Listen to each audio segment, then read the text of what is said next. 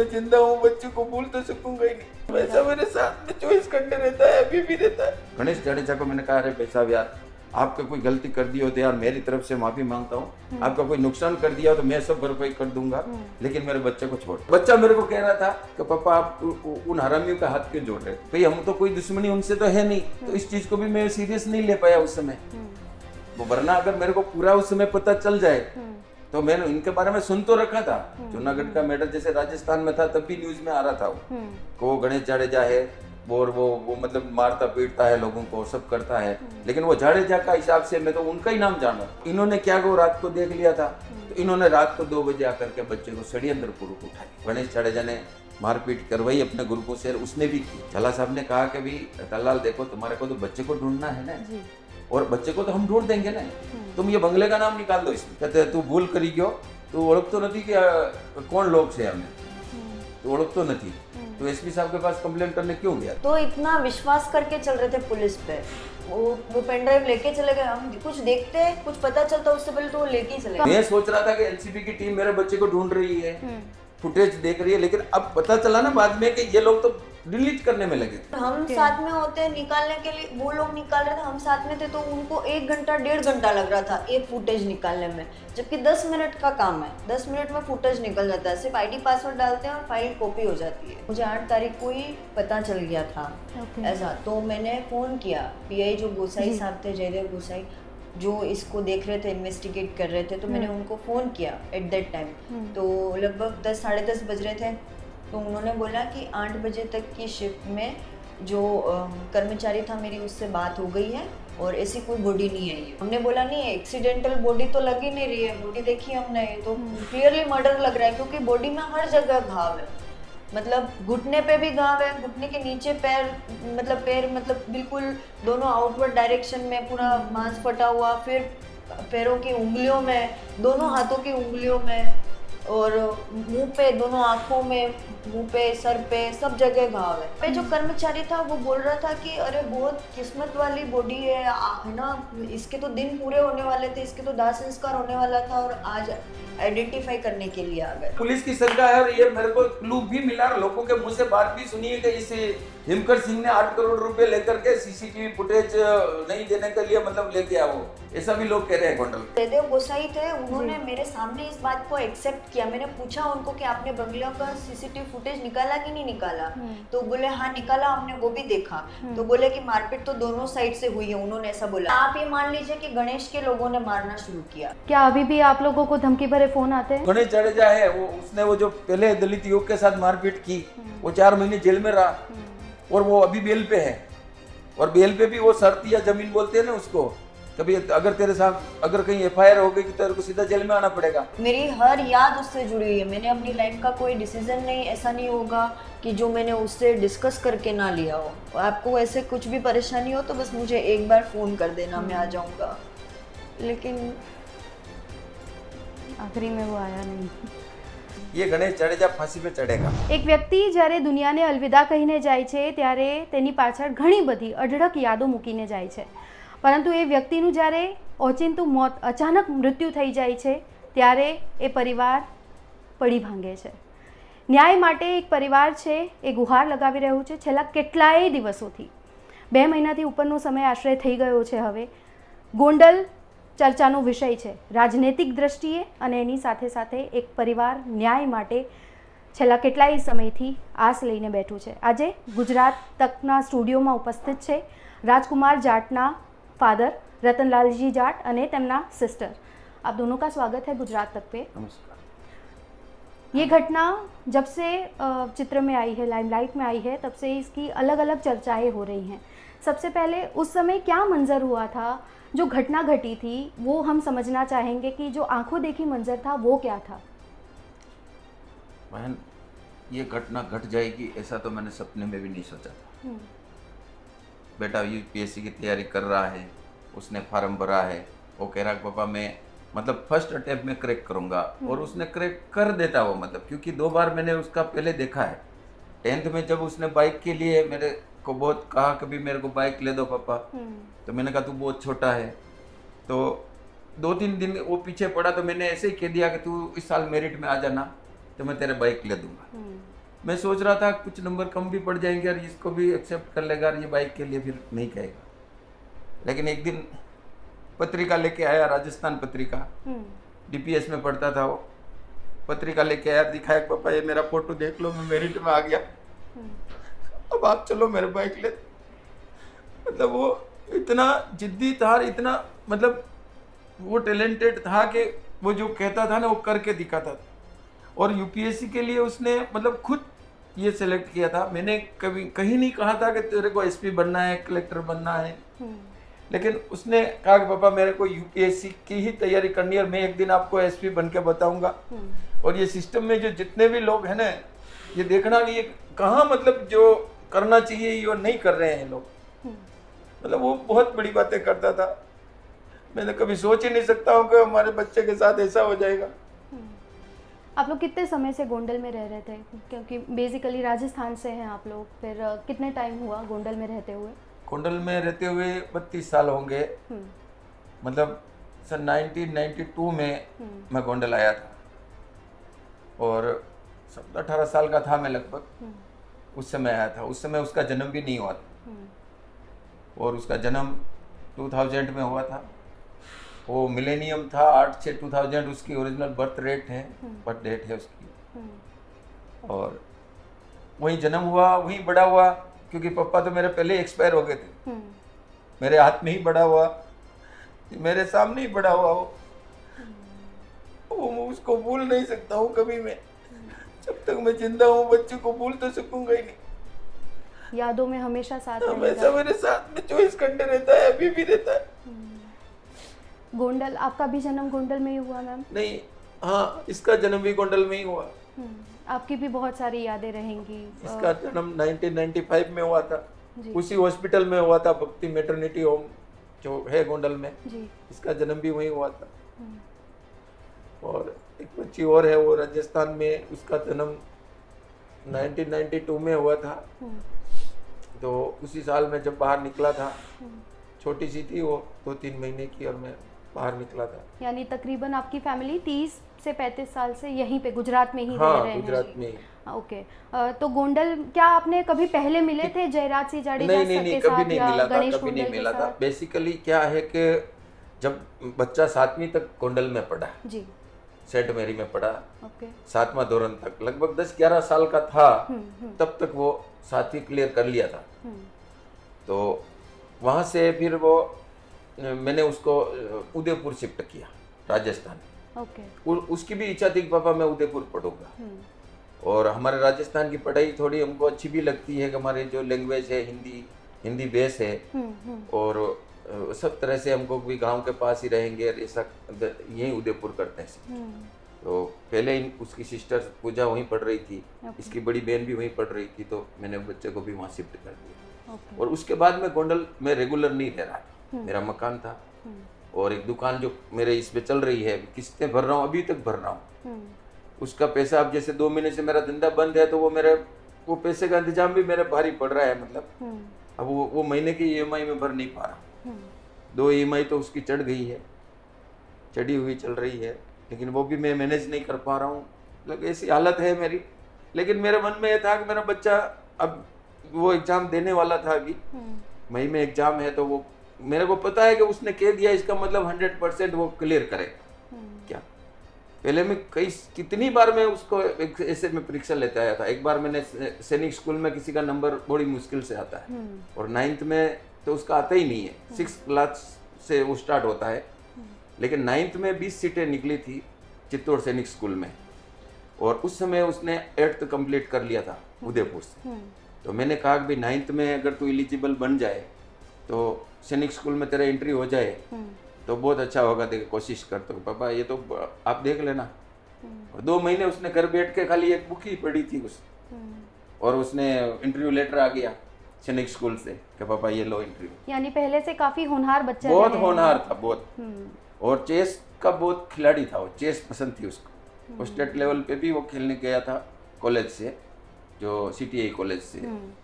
वो तो दिल्ली में पढ़ाई करके जब गोंडल में दिल्ली में कोचिंग करने गया था। बाजीराम से कोचिंग की थी उसने यूपीएससी के लिए। अच्छा। सिविल इंजीनियरिंग उदयपुर से ही की। और 9th से लेके वो फिर सैनिक स्कूल में तो फिर कुछ कारणों से हमने एडमिशन नहीं दिलवाया उसको। बाकी वो सब कुछ क्लियर हो गया था उसका। फिटनेस टेस्ट तो मिलिट्री हॉस्पिटल जोधपुर से उसका हो गया था, सैनिक स्कूल के खर्चे से ही हुआ था। लेकिन वह फिर वो क्या कि मम्मी का थोड़ा ज्यादा लगाव था, वो बोल रही कि भाई आर्मी में जाए तो अच्छी बात है, लेकिन एनडीए तो ये बाहर रह के भी क्लियर कर लेगा, तो सैनिक स्कूल में अपन नहीं भेजें क्योंकि ये छोटा है अभी और मेरे पास रहेगा। तो उस हिसाब से नहीं भेजा था। यानी परिवार की भी माया थी। परिवार। एंड जब फिर दिल्ली से गोंडल आए तब मैं समझना चाहती हूँ कि क्या तकरीबन 1 साल से वो रह रहे थे गोंडल में, पढ़ाई कर रहे थे, प्रिपरेशन कर रहे थे? प्रिपरेशन वो दिल्ली में अभी उसने 2000 मतलब 23 और 24 के अंदर ही उसने वो किया था अभी। और फिर वो थोड़े दिन राजस्थान रहा और गए साल भी वो एलिजिबल हो गया था एग्जाम देने के लिए। मैंने कहा कि तू एग्जाम दे दे यूपीएससी का। तो पापा मैं ऐसे नहीं दूंगा क्योंकि मैं मतलब मेरे को कॉन्फिडेंस थोड़ा कम है, मैं एक ही पहले ही अटेम्प्ट करूंगा और वही फाइट करके और वही क्रैक करके आपको बताऊं। मतलब इसलिए उसने नहीं दी। तन तोड़ कड़ी मेहनत करते हाँ, थे, कड़ी मेहनत करता था और उसको हार मंजूर नहीं थी बिल्कुल। उसको हारना मंजूर ही नहीं था। एक हारना मंजूर नहीं था, एक अन्याय के खिलाफ झुकना उसको मंजूर नहीं था। वो मतलब कितना भी लोग हो, कितना भी अन्याय हो रहा हो और उसको कह दे इसके सामने झुक जा और मान जा, वो मर जाता, लेकिन वो मंजूर ही नहीं उसको। बाकी बहुत सिंसियर था, वो आपको देख के आपके चरण छूता था। गांव में भी देख के बड़े लोगों को वो पहले से ही झुक के चरण छूता। तो आखिर फिर उस दिन ऐसा क्या वाकया हो गया? आपने जो आंखों देखी दृश्य देखे वो आप हमें बयां करिए, क्योंकि हमने अभी तक जो सुनी है वो वहाँ के रिपोर्टर्स ने जो कहानियाँ हमें कही है, जो अभी तक बातें आई हैं वो हमने सुनी है, लेकिन आज जब आप बयान कर रहे हैं तो उस वक्त उस रात को क्या घटना घटी थी? आप लोग कहाँ गए थे, कैसे हुआ था पूरा मंजर? घटना तो ऐसी है कि बाइक पे हम घर जा रहे थे। अच्छा। क्या और वो जयराज सिंह जडेजा है, उनके बंगले के सामने होकर निकले। ओके। और वो तेज बाइक चला रहा था तो मैं उतर गया। मैंने कहा कि इतनी फास्ट चलाएगा तो मैं उतर जाता हूँ, और मैं भी नहीं उतर पाता, लेकिन वहाँ इतना बड़ा ब्रेकर लगा हुआ था तो उसके हिसाब से गाड़ी उसने धीमी की तो मैं उतर गया।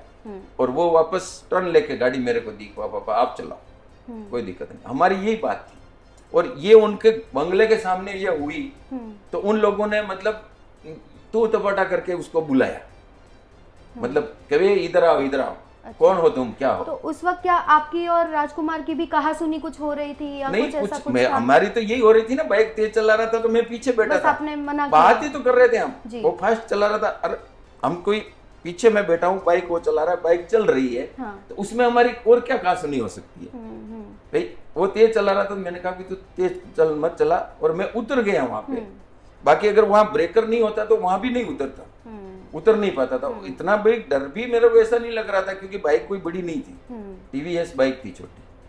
क्या वो कोई स्प्लेंडर है, कोई ऐसा पल्सर है, किसी बड़ी गाड़ी तो थी नहीं। छोटी गाड़ी की स्पीड कितनी होती मैक्सिमम? फिर भी मेरे को मतलब ऐसा लगता कि बच्चों को मतलब एज ए फ्रेंड हम रहते थे। मैंने कहा तू धीरे चला रहा है, मैं या तो तू मेरे को दे या मैं उतर जाऊंगा।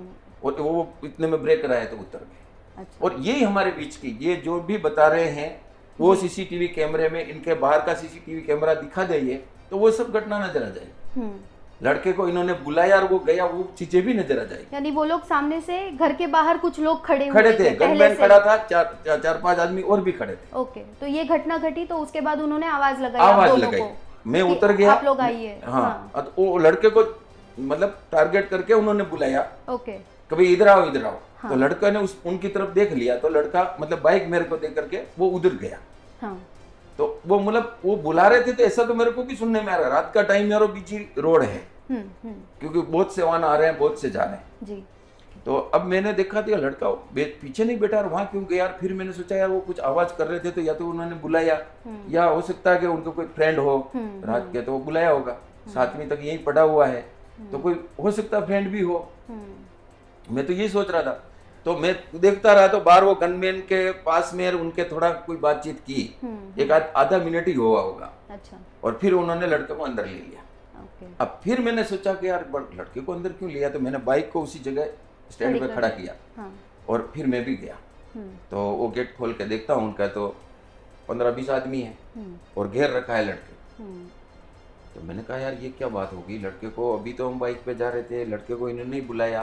2 मिनट वो सामने भले 1 आध मिनट होगा 2 मिनट होगा बात कर रहे थे, बात करके अंदर लिया और फिर इन्होंने घेर रखा है।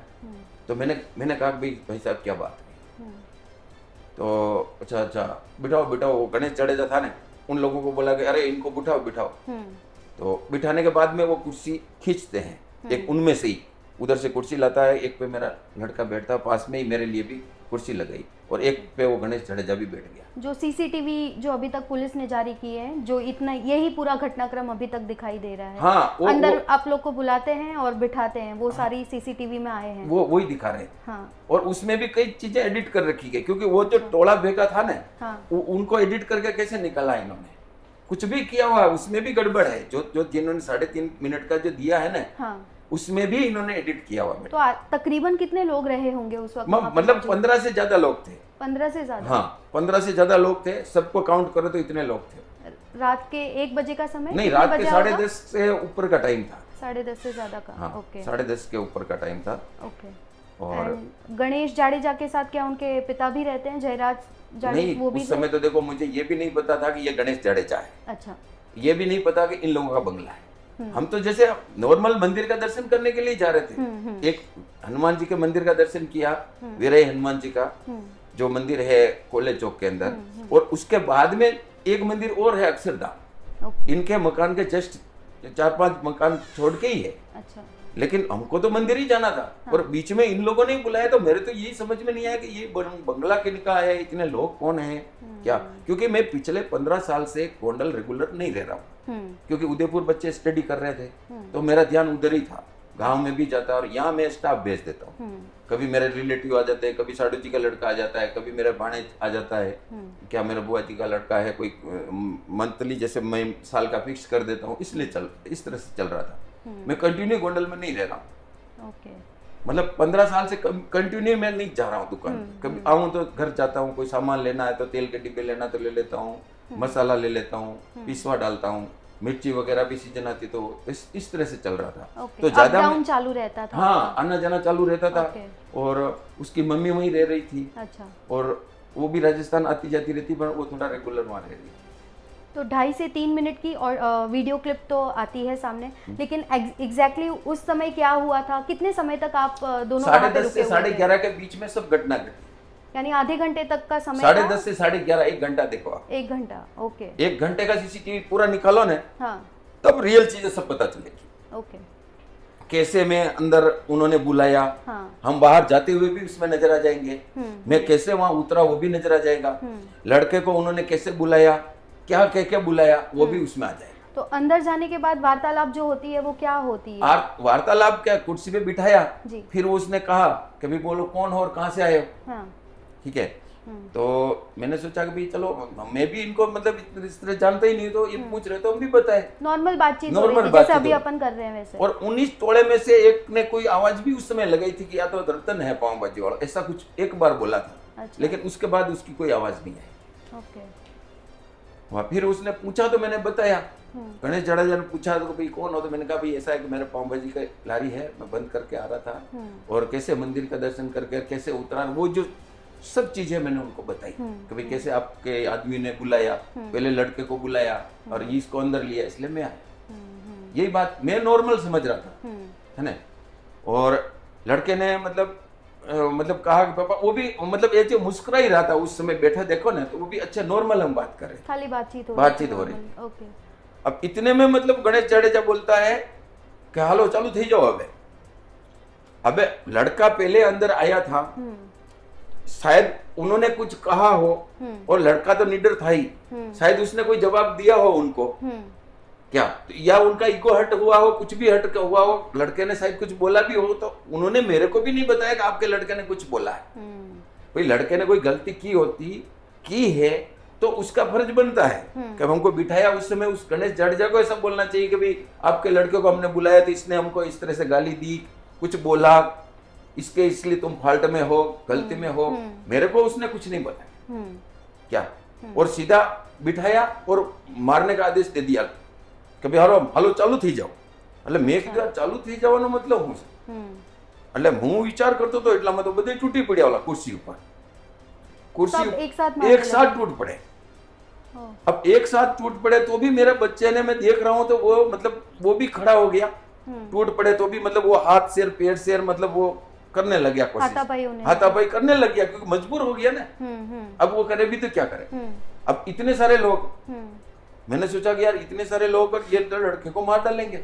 भाई मैंने प्रतिकार कुछ नहीं किया, मैंने हाथ जोड़ी इसकी गणेश जाडेजा को, मैंने कहा अरे भाई साहब यार आपने कोई गलती कर दी हो तो यार मेरी तरफ से माफी मांगता हूँ, आपका कोई नुकसान कर दिया हो तो मैं सब भरपाई कर दूंगा, लेकिन मेरे बच्चे को छोड़। लेकिन मेरे भी मारी एक चप्पड़, ऐसा बोला तो अरे मैंने कहा कोई बात नहीं, मेरे को और मार लो यार, लेकिन मेरे बच्चे को छोड़ दो, इसको मार डालोगे ये 20 आदमी है यार, मेरा लड़का अकेला है, वो कुछ उसके पास कुछ नहीं है, और इतनी देर में आपने क्या कर दिया यार, क्या नुकसान आपके कर दिया। लेकिन बच्चा भी मतलब प्रतिकार तो वो कर ही रहा था, लेकिन इस टोले के बीच में था वो, सब लोग उसको घेरे हुए थे, वो खड़े हो गए थे। अब कितना उन लोगों ने उसको मारा, कितनी दी, या उसने सामने से उसने प्रतिकार में उसके कितनी लगी होगी, और उसने भी कोई हाथ चलाया पैर चलाया, और वो भी जाट का लड़का है, ऐसा तो है नहीं कि वो, तो उसने भी कुछ कहा भी होगा, और अचानक इतने लोग टूट पड़े तो उसने गाली भी शायद कुछ बोल भी दी होगी, बोल दी तो वो भी सीसीटीवी में आ जाएगा। भाई उसने क्या कहा क्या किया वो भी आ जाएगा ना। मैं कह रहा हूँ हमारी गलती कहीं नजर आए तो हम भी सजा भोग लेंगे, लेकिन आप बता दो वो सब चीज, वो चीज वो बताने के लिए तैयार ही नहीं है। अब उन्होंने पूरा जो फुटेज ये घटना है 10:30 से 11:30 की, जो वो खाली बिठाया हुआ बता रहे हैं, तो वो बच्चा वापस कैसे निकला और वो मारपीट की तो उसका फुटेज कहाँ गया, वो दिखाया ही नहीं। और 3 मिनट में वो भी एडिट किया हुआ, में कहाँ से दिखेगा सब चीजें। 1 घंटे का बताओ ना आप, सब चीजें तो तभी पता चलेगी ना। और सीसीटीवी तो सच्चाई दिखाने के लिए ही लगाते हैं, और इनको ये इतने सच्चे हैं, ये इतने मतलब ये है कि भाई हमारी कोई गलती नहीं है, ये अगर ऐसा कह रहे हैं तो इनको दिखा दो, सब दुनिया देख लेगी, पता चल जाएगा। लेकिन फिर मैंने बहुत मिन्नतें की, तो फिर बाद में इन्होंने किया कि भाई वाह चलो, मैं कि तो मेरे बच्चे को छोड़ दो बहुत। फिर मेरे को एक और चपट मारा निकलते हुए, फिर बोले हाल तारे बाइक पे जा हाल। मैं कि तो मेरे बच्चे को इसको हम लेके आ रहे हैं, मतलब ये उठा के लेके आए, यानी काफी गिड़गिड़ाए आप, बहुत गिड़गिड़ाया, बहुत मिन्नतें की। तो 1 घंटे के बाद उन्होंने फिर छोड़ा। हाँ मतलब वो भी पहले घंटे का मतलब मैं आपको बता रहा हूँ, वो घंटे में शायद 5 मिनट कम भी हो सकते हैं, मतलब वो वैसा एग्जैक्ट टाइम नहीं देख रहा था मैं, लेकिन एक्चुअली क्या वो टाइम लगा था, उतना समय हो गया था। हो गया। फिर आप दोनों घर पे साथ में गए बाइक पे? हाँ, फिर उन्होंने बाइक पे बिठाया जी, और फिर हम साथ में गए। तो उस समय भगवान से मैं ये प्रार्थना कर रहा था कि भगवान यार ये क्या हो गया, हम तो रास्ते जा रहे थे, बच्चे की कोई गलती इसमें नहीं दिख रही है, इन लोगों ने बुलाया यार, मारा भी इतना, बड़ी मुश्किल से बच के निकल के आए हैं भगवान, आप ये परदेश है रे, ऐसा क्यों मेरे साथ हुआ, और बच गए, भगवान को मैं शुक्रिया कर रहा था। इसी सोच विचार में हम आ रहे थे, और बच्चा मेरे को कह रहा था कि पापा आप उन हरामियों का हाथ क्यों जोड़ रहे, आपने उनके हाथ क्यों जोड़े। अरे मैंने कहा ये तू नहीं जानता यार, वो कितने लोग थे, तू अकेला था यार, तो वो हाथ नहीं जोड़ता तो वो मार ही डालते यार अपन को, क्या मार डालते यार, वो आपने कायरता दिखा दी पापा, मतलब ऐसा वो कह रहा था मेरे को। वो बात मेरे को बहुत याद आ रही है, बहुत याद आती है, सोचता हूँ तो। लेकिन जब मैं घर आ रहे थे ना, तो उस समय उन लोगों ने हमारा पीछा कर लिया, ये चीज मेरे को ध्यान में नहीं। तो जहां मैंने बच्चे को सुलाया ना, पास में स्टडी रूम है, तो बच्चा ने भी, मैं उस दिन घर ही आ रहे थे, घर के पास में बेटा सब साथ में ही सोते हैं आज, तो वो मतलब उसको ऐसा लगा कि मम्मी कुछ पूछेगी क्या करेगी, उसने कहा पापा नहीं मैं तो मेरे रूम पे ही सोऊंगा, मैं स्टडी करूंगा, आप टेंशन मत लो। तो उसने बहुत फोर्स किया मेरे को, मतलब बहुत किया, तो मैंने कहा भी चलो ये बच्चा यहाँ सेफ भी रहेगा, क्योंकि मेरे घर को तो सब जानते हैं, और 2-3 महीने ही हुए हैं यहाँ कमरा लिए हुए, तो इसको कोई जानता भी नहीं, ये बच्चा सेफ्टी एक मेरे मन में भी आया कि सेफ्टी के हिसाब से मैंने उसको, मुझे ये नहीं पता था कि वो पीछे पीछे आकर के दूर से वो कमरा देख लिया। इन लोगों ने, इनके घुर्गे थे ना, 20 आदमी तो अंदर ही थे, और ये तो पूरी रात भर गाड़ियां लेके दौड़ते रहते हैं। और उस समय क्योंकि रेगुलर में गोंडल में नहीं रह रहा हूँ, और मेरे को इन लोगों से कुछ लेना देना भी नहीं, तो मैं इनके बारे में और कुछ जानू ही क्यों, पता ही क्यों करूँ, और मकान का भी इनका बंगला है, मेरे को भी पता नहीं। अब बच्चा वहां सो गया, मैं भी घर गया, घर जा करके, और उसको मम्मी को, मेरे पत्नी को, जैसे वो खरी थी, तो मैंने उसको सब बात बताई।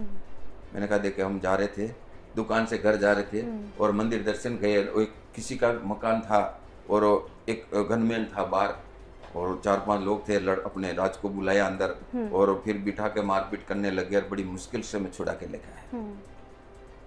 तो उसने कहा कि तो फिर आप ऐसे ना गीता बहन के बंगले में चले गए।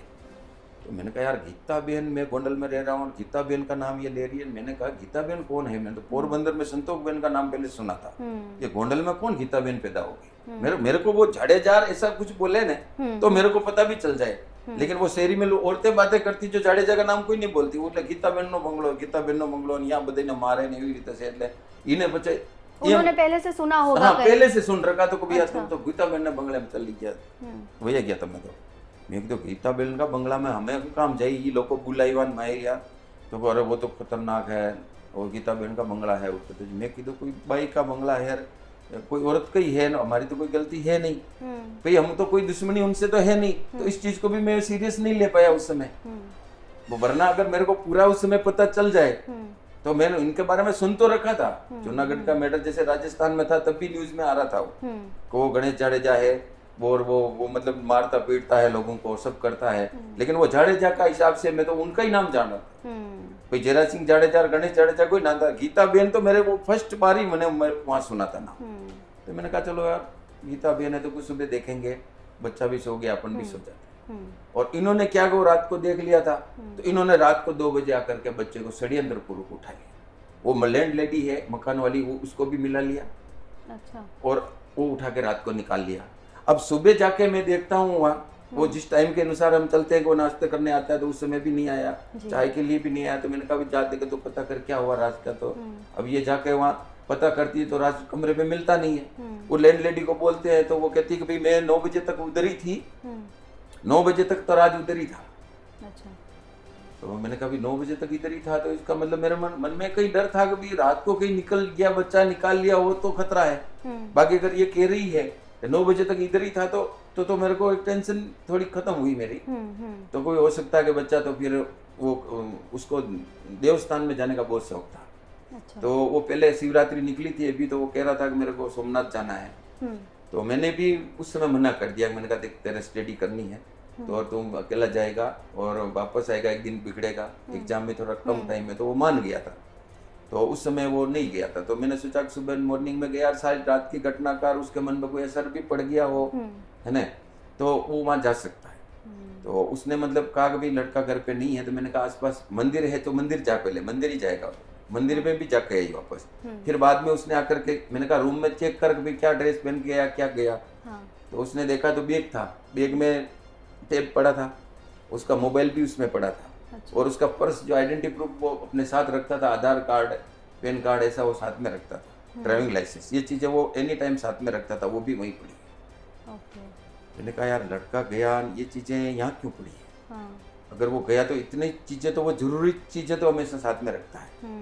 डर तो उस समय भी मेरे को आ गया। मैंने कहा यार बात क्या है, लेकिन अब मेरा मन वो लैंड लेडी के हिसाब से मेरा मन वापस सोचता हूँ, थोड़ा उल्टा सोचता हूँ, फिर मेरा मन इजाजत नहीं देता कि नहीं ऐसा नहीं हो सकता है। वो औरत कह रही है मतलब 9 बजे ही निकला, वो कह रही मैं 7 बजे तक तो दरवाजा खोलती भी नहीं हूँ और मेरे रूम में होकर ही कोई आता जाता है।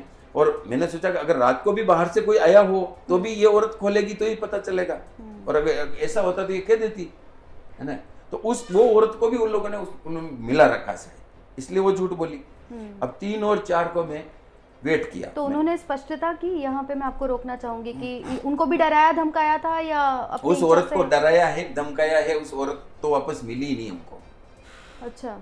3 और 4 की घटना थी तो तब तक वो मिल रही थी। हाँ। 3 तक 4 तक मिल रही थी, मतलब वहाँ पे हम जा रहे थे कमरे में तो वो भी बात कर रही थी। वो कह रही थी कि राज मिला नहीं मिला, देख अभी यहाँ से तो सुबह ही गया। तब तक तो वो ऐसे ही नॉर्मल बात कर रही थी और हम उसके ऊपर क्या सवाल उठाएंगे। भाई ये कह रहे सुबह ही गया, मकान वाली है कह रहे, तो वो भी बात कर रही थी सब कुछ, वो तो नॉर्मल। उस 3 और 4 तक तो जैसे हमको भी कोई ऐसा एक बच्चा कहीं गया है तो मिल जाएगा, या तो शाम तक तो हमने सोमनाथ का इंतजार किया शायद। हाँ, फिर बाद में 3 तारीख को शाम तक फिर मैंने सोचा हो सकता है राजस्थान जाती है अपने गाड़ियाँ, हाँ। ट्रैवल्स वगैरह जाती है तो उसमें बैठ के जाते हैं, तो उसमें बैठ गया होगा तो राजस्थान चला गया होगा, है ना। तो वो 4 तारीख को 10-11 बजे तक वो घर पहुंच जाएगा और फिर वो बात करेगा। तो फोन का इंतजार करते रहे। हाँ। और ये मेरी बेटी भी राजस्थानी थी उस समय, और इसकी बड़ी बहन भी राजस्थानी, दोनों ससुराली थी। अच्छा, तो ये इनको समय ये आप भी राजस्थान में ही थे तब? हाँ, ये ओके, राजस्थान में ही थे। ओके। तो फिर वो नहीं मिला बच्चा, हाँ। तो 4 तारीख को इनका भी फोन कर दिया। हम्म। कभी ऐसे रात का पता नहीं चल रहा, घर से चला गया है और ढूंढ रहे हैं, राजस्थान में आया हो तो तुम बताओ। तो बोले कि यहाँ तो नहीं आया।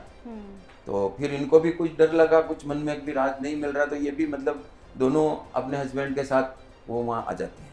ओके। वो ये आते हैं, 5 तारीख को पहुँचते हैं, 4 तारीख को बैठते हैं, जो 5 तारीख को ये देर रात को पहुँचते हैं 2:30 बजे। अच्छा। अब 4 तारीख तक मतलब मेरे अपने तरीके से कोशिश की और पुलिस से भी संपर्क करने की कोशिश की, लेकिन मतलब वो लोगों ने तो मतलब उल्टा ही जवाब ऐसा दिया कि मतलब ऐसे काम के लिए तो यहाँ नहीं आ सकते हो, तुम्हारा ये अपना काम करो, ये हमारे पास टाइम नहीं है ऐसा कुछ। तो मैंने सोचा कि इन लोगों से कुछ करने यानी 4 तारीख को आपने पुलिस को भी संपर्क किया था? संपर्क करने की कोशिश की, लेकिन इन्होंने तो मतलब उस तरह का पलड़ा झाड़ दिया। पलड़ा झाड़ दिया। ओके। फिर बाद में मैंने सोचा कि अब क्या करें, तो फिर मैंने 5 तारीख को सोचा कि अब बच्चे का पता नहीं चल रहा है और अपन गोंडल पुलिस में भी अपन कुछ नहीं कर सकते हैं। ये लोग तो पहले से ही उनके बारे में सुन रखा है। अच्छा। कभी ये मैंने 2-3 बार ऐसे दुकान में भी ऐसे कुछ लुखे लोग आए थे, पुलिस का हेल्प लेने की कोशिश की, तो इन लोगों ने मतलब उल्टा मेरे ही लड़कों को कूटा। अच्छा। और उनको छोड़ दिया। तो मैंने कहा कि अब एसपी साहब के पास चलते हैं। तो वो मेरी पत्नी और हम दोनों 5 तारीख को एसपी साहब के पास गए। ओके। कंप्लेन हमने पूरी लिखी, पूरी घटना, जो किस तरह से हम बाइक पे जा रहे थे, कैसे इन लोगों ने बुलाया, फिर अंदर जाके इतने 20 लोगों ने टूट के मारपीट की, मेरे को भी मारा, 2 झापड़ मारा हैं। बड़ी मिन्नतों के बाद वहां से निकले, है ना। फिर हम घर आए, है ना, घर आके बच्चे को सुलाया और उसी नाइट को रात में बच्चा सुबह नहीं मिलता है। ये चीजें एसपी साहब को सब मेंशन कर दी, पूरी कंप्लेन। मैंने कहा कि भाई ये सीसीटीवी कैमरे आप फ्रीज कर दो, सब घटना उसमें जो रात के टाइम के वो भी आप पूरे निकालो, मतलब वो सब चीजें, मतलब उसमें सब चीजें हैं जो मैं आपको कंप्लेन कर रहा हूँ, वो सब चीजें उसमें है। और उसी एक ही नाइट के ही सब सीसीटीवी फुटेज का हमने क्लियर लिख दिया और पूरी घटना उनको, पूरी कंप्लेन, वो मैंने कापियां मैंने 10 बनाई थी, 10 कापियां बनाई थी जब कंप्लेन प्रिंट करवाई थी ना जी। और फिर मैंने पूरे जाब्ते से गया। मैंने सोचा कि यार अपन अब कोई कंप्लेन इतने बड़े आदमी के साथ कर रहे हैं, ये आदमी तो बहुत खतरनाक है, गोंडल में भी नाम चलता है। तो मैंने कहा कि यार अपन अगर कुछ भी गलत हो जाएगा तो ये अपन को उल्टा ही फंसाएगा। और मैंने एसपी साहब के पास गया, एक मैंने आईजी रेंज को वो भेज दिया रजिस्टर्ड एडी, एक मैंने भेज दिया था डीएसपी साहब को, एक गृह मंत्रालय भी मैंने रजिस्टर्ड एडी कर दी। क्या एक कॉपी लेके मैं एसपी साहब के पास और एक गोंडल के लिए मैंने रखी हुई थी, जो मैंने कहा कि भाई ये है अपने पास, पहले एसपी साहब के पास चलते जी। और एसपी साहब के पास गया तो एसपी साहब ने मतलब बड़ी मुश्किल से नंबर आया, 2-3 घंटे वहाँ बैठे रहे, तब जाके एसपी साहब के पास हमको जाने दिया। फिर एसपी साहब के पास गए तो उन्होंने बात से सुनी, अच्छी तरह से बिठाया, कम आधा पौन घंटा वहाँ बैठे एसपी साहब के पास, उनको मैंने सब चीज़ बताई। उन्होंने, मैंने कहा भी एसपी साहब इस तरह से हमारे साथ घटना हुई है, पूरी इसमें लिखी हुई है, और बच्चे को सुलाया है घर, मारपीट की उस बंगले में, चिराग सिंह जाडेजा जो भूतपूर्व एमएलए हैं, अभी करंट में उनकी पत्नी है क्या, और वो गणेश जाडेजा ने मारपीट करवाई अपने ग्रुपों से, उसने भी की, उससे उसी रात से बच्चा गायब है, सुबह नहीं मिला। अच्छा, उन्होंने कहा अच्छा कोई बात नहीं, आप ऐसा करो कि आप गोंडल जाओ और बी डिवीजन में जो इंस्पेक्टर है जयदेव गोसाई, उसको मेरे सामने ही फोन किया एसपी साहब ने। अच्छा। और कहा कि भी ये रतनलाल को भेज रहे हैं और तुम इनके बच्चे को ढूंढना चालू कर दो, और ये जो कंप्लेन है इसका वो फाइल कर दो, एफआईआर जो मिसिंग कंप्लेन उन्होंने फाइल कर दी। हाँ, मतलब जो मैंने जिस तरह से कंप्लेन की ना, मतलब उस हिसाब से तो एफआईआर ही होती है उसकी, जो घटना घटती है ना उसकी तो एफआईआर ही होती है। तो आप इसका जो एफआईआर करके आप ये कर देना, ऐसा मतलब उन्होंने कहा, मतलब अपने कोड वर्ड में कहा, कुछ भी कहा। वाह, मैं गोंडल आ गया और अपना पर्सनल नंबर भी दिया एसपी साहब ने। कभी रतनलाल तुमको कुछ लगे तो किसी बात की कोई जरूरत समझो तो मेरे को फोन कर दे। तो मैं सेटिस्फाई हो गया और वहाँ से मैं रिसीव कॉपी ले ली और मैं सीधा गोंडल आया। गोंडल आया तो रात को मतलब 6-6:30 बज गया था शाम का, 5 तारीख को। अब मैं वहाँ गया तो मतलब वो वहाँ थे नहीं, वो कहीं बाहर थे, तो वहाँ बिठाए रखा मेरे को, 1-1.5 घंटा वहाँ बैठा रहा। फिर बाद में वो आए दूसरे लोगों ने पानी पिलाया, बिठाया, कोई बात नहीं, एसपी साहब का फोन आ गया और अभी गोसाई सर कहीं बाहर हैं और वो आ रहे हैं। ओके। तो मैंने कहा ठीक है बैठता हूँ। फिर वो आए और फिर मेरे को एक कमरे में, मतलब उनके ही वो रूम है उसमें रह गया पुलिस स्टेशन में ही, और मेरे को बोले कि क्या बात हुई, क्या हुआ। मैंने कहा सर मेरे साथ ऐसी घटना घटी है और इस तरह से मेरा बच्चा सुबह से मिल नहीं रहा है और रात को मारपीट हुई हमारे साथ वो जयराज सिंह बंगले में, और फिर मैंने बच्चे को घर सुला दिया और रात से सुबह बच्चा मिलता नहीं। उन्होंने कहा कि भाई ठीक है चलो, उन्होंने वो कॉपी को रिसीव करके एसपी साहब वाली कोई, और बोले कि अब आप ऐसे करो, इंस्पेक्टर झाला साहब है, सब इंस्पेक्टर, ओके। तो आप उनके पास चले जाओ दूसरे कमरे में। जी। मैंने कहा ठीक है, और वो दिया, और वो कुछ कह ही रहे थे कि हे इनको मिला देना, वो जयराज सिंह जी से उनसे मिलाओ इसको, ऐसा कुछ बोल रहा था वो। अच्छा। मैंने सुना भी था, पर मैंने कहा भाई मिलाओ तो कोई बात नहीं, मिलो, मेरे को बच्चा ढूंढना है, आ जाएंगे या मिल लूंगा जो भी आएगा, या मेरे को डराने के लिए कहा, कुछ भी कहा होगा। मैंने भी इस बात पे ज्यादा ध्यान भी नहीं दिया। मैं जला साहब के पास चला गया। अब जला साहब ने वो रिसीव कॉपी ले ली, अब उसको ले तो ली, अब उनके पास में हाथ में ही है, कभी रख देते हैं कभी हाथ में लेते हैं, और मेरे को बोले कि रतला जी बैठो यहाँ पे, अच्छे बोल रहे थे वो, बैठो, बैठ के बोले कि भाई क्या हुआ। मैंने कहा सर वो आपको कॉपी दी है, उसमें मेरी पूरी घटना मेंशन है, आप उस हिसाब से आप कंप्लेंट का जो FIR जो भी फाइल करते हो आप कर दो, और मेरे बच्चे को ढूंढना है। हाँ बिल्कुल आपके बच्चे को ढूंढेंगे ना, हम बैठे ही किस लिए, बच्चे को ढूंढेंगे आपको। हाँ कंप्लेंट देख के बोलते हैं तुम बच्चे को ढूंढना है। मैंने कहा हाँ, तो ये बंगले का नाम क्यों लगा रखा आपने। मैंने कहा यार बंगले का नाम लगा थोड़ी रखा है, ये हमारे साथ में जो घटना हुई वो मैंने आपको बता रहा हूँ। मेरे को जबरदस्ती, मेरे को जयराज सिंह जी के मेरे कोई दुश्मनी थोड़ी है जो मैं लगाऊंगा। ये वार्तालाप आपकी सब इंस्पेक्टर के साथ सब होती है? इंस्पेक्टर के साथ हो रही है। ओके, क्या नाम था उनका? PI झाला बोलते हैं उसको, PI झाला, झाला साहब बोलते हैं। जी जी। पूरा नाम तो नहीं, झाला साहब के नाम से ही जानते। झाला साहब ने कहा कि भाई रतनलाल देखो तुम्हारे को तो बच्चे को ढूंढना है ना जी। और बच्चे को तो हम ढूंढ देंगे ना, तुम ये बंगले का नाम निकाल दो इसमें से। मैंने कहा साहब ये तो गलत बात है भाई, आप जो पूरी घटना हमारे साथ मारपीट हुई है वही अगर आप निकाल दो तो क्या मतलब। तो फिर उन्होंने क्या कि मेरे को बहुत फोर्स किया, तो फोर्स किया तो मैंने कहा भाई सर मेरे को बच्चे को ढूंढना है, आपका पुलिस स्टेशन है, आप कुछ भी कर सकते हो, अगर मैं आपको कुछ दबा तो सकता ही नहीं हूँ। मैं कह रहा हूँ अगर आप नहीं करना चाहते हैं तो फिर आप जो करना चाहते हैं तो करो, मैं तो एग्री करना ही पड़ेगा, मेरे पास और कोई रास्ता ही नहीं है। तो फिर उन्होंने क्या किया, अलग से और कंप्लेन लिखी। और फिर उसमें जयराज सिंह का तो मैंने बहुत कहा कि मैंने कहा सर ये नहीं लिखोगे तो मैं वापस एसपी साहब के पास जा रहा हूँ। तो फिर बाद में उन्होंने वो नाम लिखा, बंगले का नाम लिखा। फिर उन्होंने ये कहा कि भी बाइक तेज चला रहे थे, इनके बीच में झगड़ा हो रहा था और हमने अंदर बुला के इनको ठपका दिया और इतने में किसी ने आकर के कोई अजाने आदमी ने इनका झापट मार दी, ऐसा इन्होंने उसमें लिखा। और उस समय मैंने भी उसका ध्यान क्यों दूं, मैंने कहा उसमें मेरे को बच्चा ढूंढना मेरी प्रायोरिटी थी। भाई मैं इसमें पढ़ूंगा तो मेरा बच्चे को ये ढूंढेंगे नहीं तो मैं तो कहाँ से ढूंढ पाऊंगा। और वो जो मेरी ओरिजिनल जो कंप्लेंट थी ना उन्होंने फाड़ करके डाल फेंक दी, मतलब कचरे में डाल दी मेरे सामने। और वो दूसरी थी और उस पर साइन करवाए, 2-3 दूसरे कागजों पे भी करवा लिए, भैया साइन करो या साइन करो। अब मैं उस समय सवाल भी क्या करूं, मैंने कहा भाई बच्चे को तो ढूंढना ही है, मेरे कुछ भी करेंगे तो भी करना है। और इतने में रात का 3 बज गए और 2:30 बजे ये भी आ गए थे, ये भी सीधे पुलिस स्टेशन ही आए थे। अच्छा। और रात के 3 बज गए थे? हाँ 2:30 बजे ये आए थे और फिर वहाँ से फ्री हुए तब तक 3 बज गया था। ओके, तो मैं आपके पास से भी जानना चाहूँगी, आपको घर से कब फ़ोन आता है, क्या वार्तालाप होती है, क्या मम्मी से आप सामने से फ़ोन करते हैं या कोई रूटीन होता है, कैसे पता चलता है कि भाई घर पे नहीं है? 2 तारीख को बहुत लेट नाइट ये सब हुआ तो किसी का फ़ोन नहीं आया। हाँ। रेगुलर मम्मी मॉर्निंग में कॉल कर देती है, लेकिन 3 तारीख को सुबह कोई कॉल नहीं आया।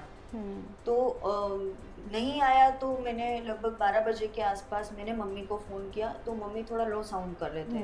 तो मैंने मम्मी को पूछा क्या हुआ, इतना धीरे स्लो क्यों बोल रहे हो, क्या हुआ? तो बोले पापा से बात कर। फिर मैंने पापा से बात करी, तब पापा ने बताया कि ऐसे ऐसे झगड़ा हुआ था और मारपीट हुई हमारे साथ में और राज नहीं मिल रहा है, राज मिसिंग है ऐसा।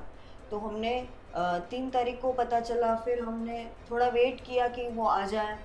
जब हमने सोचा कि राजस्थान आ जाएगा, मेरे पास आ जाएगा, लेकिन 4 को नहीं आया तो फिर हम लोग निकल गए। शाम तक वेट किया, फिर हम लोग निकल गए फटाफट गोंडल के लिए। ऐसे पता चला।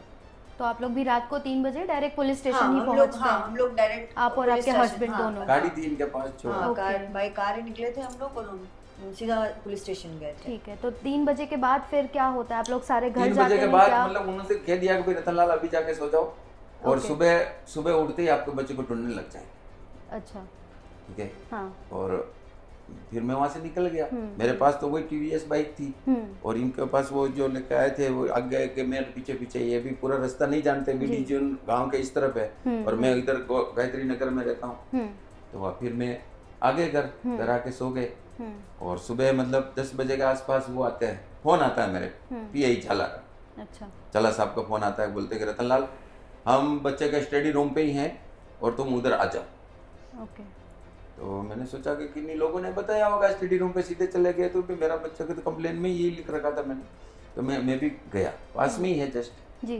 तो मैं भी गया तो वहाँ थे गाड़ी, पुलिस की गाड़ी पड़ी थी, झाला साहब थे।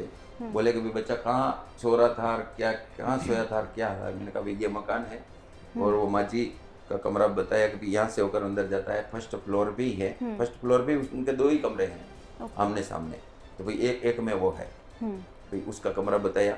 और वो क्या एक कमांड की तरह रहते हैं वो जो माजी है ना, वो बोली कि मेरे भी बेटी है जो वो महीने में आती है या 2-4 महीने में कभी 2-4 दिन आती है, तो भाई हमारे भी रुकने के लिए चाहिए। तो मैंने कहा कि वो उसकी मम्मी ने उन्होंने बात कर रखी कि जब भी आपकी बेटी आए तो 2 दिन पहले कहना, जो हम 2 दिन पहले हमारे घर ही है, मतलब उधर रह जाएगा, जब वापस जाए तब आपके वापस वो आ जाएगा। इस तरह से हमने बात कर रखी। मेन अच्छे से पढ़ाई पे फोकस हो पाए, हाँ, भविष्य बन पाए, इसलिए आपने इसलिए अलग से वो मकान लेके वो इसलिए करा रखा। था, रूम स्टडी रूम था। बिल्कुल। ओके, यानी फिर 4 तारीख को कुछ अता पता नहीं लगता, फिर 5 तारीख को खबर आती है, ऐसा कुछ होता है? नहीं, 5 तारीख को तो मैंने कंप्लेन की ना एसपी साहब के पास। जी, जी। और 5 तारीख को लेट नाइट 3 बजे तक पुलिस स्टेशन बिठा के अगले दिन रखते। सुबह पुलिस आती है फिर 6 तारीख को 6 तारीख को, यस 6 तारीख को आती है ना।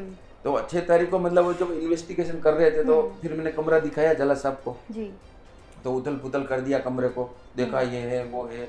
मैंने कहा सर ये मोबाइल पड़ा हुआ है, ये उसका टेबलेट है और वो बैग में पड़े हुए थे और वो एक क्या नाम उसका जो आइडेंटिटी प्रूफ है वो पर्स है वो भी वहीं पड़ा है उसी बैग में। मैंने कहा ये सब चीज़ें पड़ी है सर, बच्चा मिल नहीं रहा। अच्छा उनका चलो ठीक है, चलो नीचे आकर फिर कुर्सी लगा कर बैठ गए, वो मुआयना करने लगे। तो मैंने उनको कहा नहीं कुछ कह पाता हूँ इतनी देर में, तो एक फ़ोन आता है मेरे को, फ़ोन नंबर वो जो थे 99 लास्ट में है वो मेरे पास है, वो तो आधी रिकॉर्डिंग भी है उसकी। सामने से एक आदमी बोलता है कि मैं ब्रिजराज सिंह बोल रहा हूँ, ब्रिजराज सिंह ऐसा कुछ नाम बोला था उसने, कि रतन तो एसपी साहब के पास गया। मैंने कहा हाँ बिल्कुल, मेरा 2 दिन से बच्चा मिल नहीं रहा है और मेरा वो वहाँ मारपीट की गई और बच्चे को सुलाया, तब से मेरा बच्चे को ढूंढ रहा हूँ, 2 दिन से मेरे बच्चे का पता ही नहीं चल रहा है। तो मैं तो एसपी साहब के पास गया। कहते तू भूल करी गयो, तो ओळख तो नहीं कि कौन लोग से हमें, तो ओळख तो नहीं, तो एसपी साहब के पास कंप्लेन करने क्यों गया? तो मैंने कहा मेरे बच्चे के लिए तो मैं कुछ भी कर सकता हूँ और मैं तुमसे डरने वाला नहीं। क्या और मैं डरूंगा ही नहीं, मेरा बच्चा नहीं, कि मैं किस बात का डरूं? डर तो पहले बच्चे के हिसाब से था, अब तो मैं किसी के बाप से भी नहीं डरता हूँ। मेरा बच्चे का पता नहीं चले तब तक मैं कुछ भी कर लूंगा। मैंने ये बात मतलब वो झाला साहब भी सुन रहे हैं और मैंने झाला साहब को जैसे ही उसने फोन काटा और मैंने झाला साहब को दिखाया, साहब देखो ये मेरे धमकी भरा फोन आ रहा है। तो झाला साहब ने वो नंबर लिया और उनके फोन से फोन लगाया, एक तरफ जाके बात की। अच्छा। बात करके फिर मेरे पास आए, बोले रतनलाल टेंशन मत लो, अब तेरा फोन नहीं आएगा तुम्हारे। यानी कंप्लेन के अगले दिन से ही आपको धमकी भरे फोन भी आने शुरू धमकी भरे फोन भी आने शुरू हो गए। वो पुलिस को भी मैंने बताया तो पुलिस भी कह रही कि अब नहीं आएंगे। ये चीज भी इनका कनेक्शन साबित कर रही है ना। नहीं तो उनको एक्शन लेना चाहिए कि भाई तुम धमकी देने वाले कौन हो, तुम यहाँ आओ, पुलिस स्टेशन आओ, तुम्हारा नाम नोट करना चाहिए, सब कुछ करना चाहिए। करना चाहिए कि नहीं करना चाहिए पुलिस को? तो पुलिस कह रही है कि वो झाला साहब खुद कह रहे हैं अब से फोन नहीं आएगा, अब तुम्हारे फोन नहीं आएगा। मैंने बात कर ली, मतलब उन्होंने कोई सेटिंग कर ली है, क्या कर ली, फोन नहीं आने का क्या बात है, मतलब क्या है उसका? तो भी मैंने इस बात पे ज्यादा ध्यान नहीं दिया। क्या तो फिर बाद में मैंने कहा कि भाई ऐसा है कि वो किधर जा सकता है बच्चा, इधर जाएगा इधर जाएगा। मैंने उधर देख के कहा उधर कैमरा लग रहा है पास में। हाँ। मैंने झाला साहब को कहा भाई साहब वो कैमरा है जो रात को मैंने बच्चे को छोड़ा 11:15 बजे यहाँ पे, है ना, तो 11:15 बजे बच्चे को छोड़ा है, तो वो 11:15 बजे का फुटेज ये कैमरा के वो मेरे को कनेक्शन नजर आ रहा था। तो मैंने कहा मोहल्ले में ही था वो कैमरा? हाँ CCTV बिल्कुल, कैमरा। कैमरा मोहल्ले में ही था ना। Okay okay. तो मैं गया तो मेरे को पता नहीं इधर कैमरा है, तो मैं इसमें दिखूंगा ही दिखूंगा, जी जी। तो मेरा बच्चा ही इसमें दिखेगा ही दिखेगा। हाँ। तो मैंने कहा सर ये कैमरा है, इसमें बच्चा सब दिख जाएगा, अंदर आता हुआ भी दिख जाएगा और बाहर निकलता हुआ भी दिख जाएगा, सब इसमें दिख जाएगा, खाली आप ये कैमरा ढूंढ दो। अच्छा अच्छा हाँ ठीक है हम करते हैं। बहुत कोशिश के बाद मतलब उन्होंने वो कैमरे का पता किया, कैमरे वाले को बुलाया, फिर वो कैमरा भी खोल के ले गए, कैमरा भी खोल के ले गए। फिर मैं मतलब वो चले गए कि हम इसका फुटेज देख रहे हैं और तुम ऐसा करो कि घर चले जाओ और जैसे भी हमको अपडेट कुछ भी मिला हम तुमको सूचित कर देंगे। और मैं भी वापस घर आ गया। अब मैं फोन करता रहा हूँ, दिन में 2 बजे फोन किया, 2:30 बजे किया, 3 बजे किया। मैंने कहा सर उस कैमरे में कुछ आया क्या? नहीं वो तो कैमरा करप्ट है, उसमें तो पहले ही करप्ट है, कुछ समझ में नहीं आ रहा। हम तो कैमरे जहाँ से लिया उसका दुकान पे गए। मैंने कहा सर कौन सी दुकान पे गए, मैं आऊँ क्या? नहीं वो आपको आने की जरूरत नहीं, हम कर रहे हैं सर। अब वो कैमरा उन्होंने शाम तक मेरे को कुछ भी फुटेज उसमें से नहीं बताया। आपको खाली मनगढ़ंत कहानियां कहते रहे पुलिस में से, शंकास्पद उन्हीं की भूमिका रही फिर? शंकास्पद क्या, पूरी की पूरी उनकी पुलिस उनको बचाने के लिए कर रही है।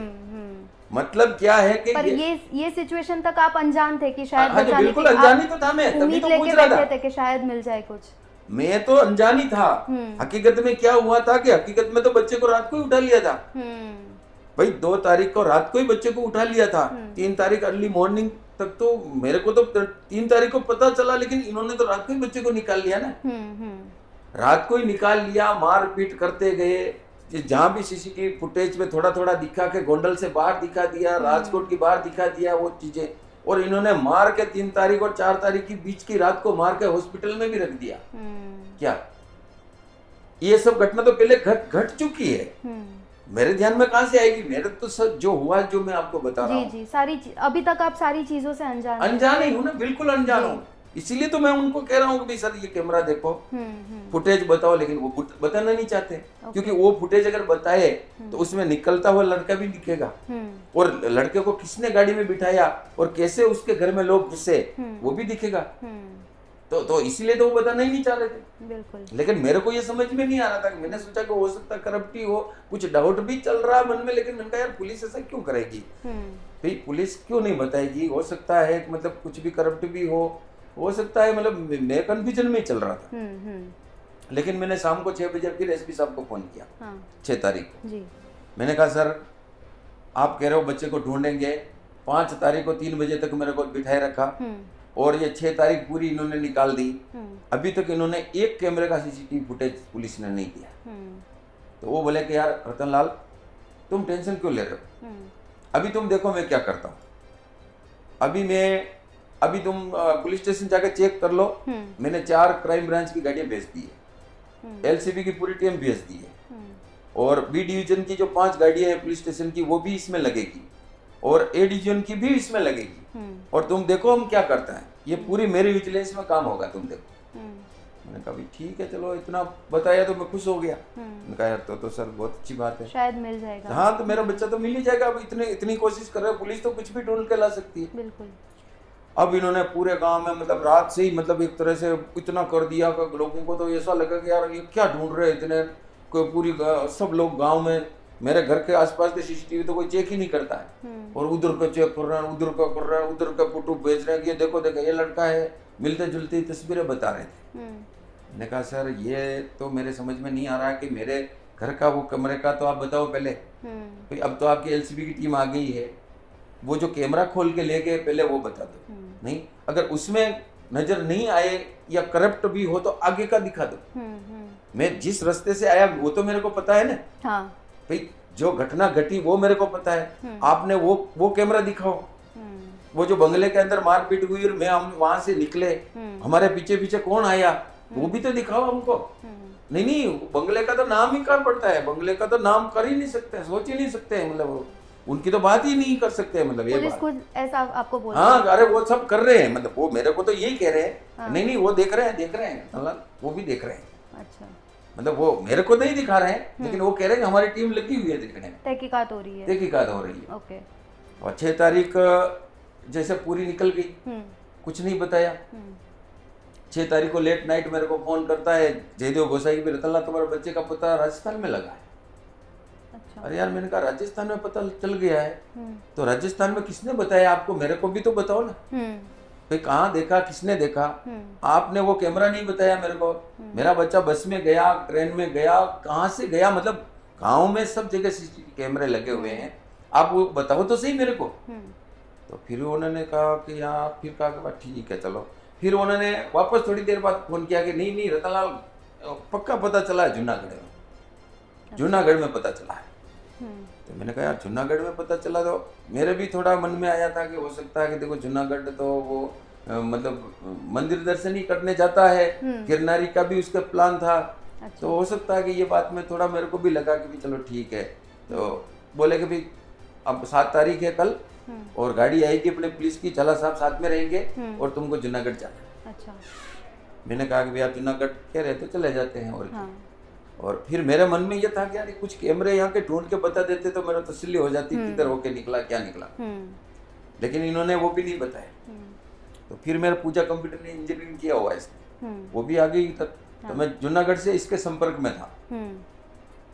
मैं इसको कह रहा था कि पूजा तो ऐसा करना कि देख उस रोड उस जगह से आना, और 3 बजे के 2 बजे 3 तारीख के 2 बजे के फुटेज तुम लेना अर्ली मॉर्निंग के, मतलब आसपास के, क्योंकि मतलब जैसे 2 बजे रात के पूरे फुटेज लेना था। ओके। और पहले देख रहे थे कि 6 बजे का तक की है, लेकिन अब नहीं मिल रहा था, अपन को पूरी नाइट का देखना है कहीं से। तो तू ऐसा करो, फुटेज निकालने की कोशिश करना। तो इसने फुटेज भी निकाले। ओके। वो पेन ड्राइव भी इसके पास थी, लेकिन पुलिस वाले इसके पास से वो भी ले गए कि नहीं तुम प्रोसेस करेगी, टाइम लगेगा, हम तुरंत देख के बता देंगे। मतलब ये सब साबित हो रहा कि वो लोग बताना ही नहीं चाहते हैं कि वो घटना।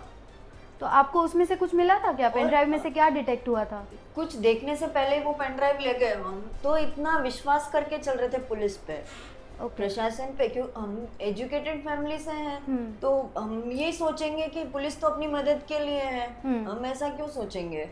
तो वो पेन ड्राइव लेके चले गए। हम कुछ देखते, कुछ पता चलता उससे पहले तो वो लेके ही चले गए। तो आपने कहाँ का डेटा कलेक्ट किया था? हमने जो उस घर का तो सीसीटीवी फुटेज जो नियरेस्ट घर था उसका तो लेके चले गए थे, खोल के ही चले गए। हाँ। तो हमने जो आगे गली थी जहाँ से टर्न हो रही थी और जिस गली में टर्न हो रहा था और वहाँ पर जो घर था उसमें से हम सीसीटीवी फुटेज लेके आई थी मैं। ओके।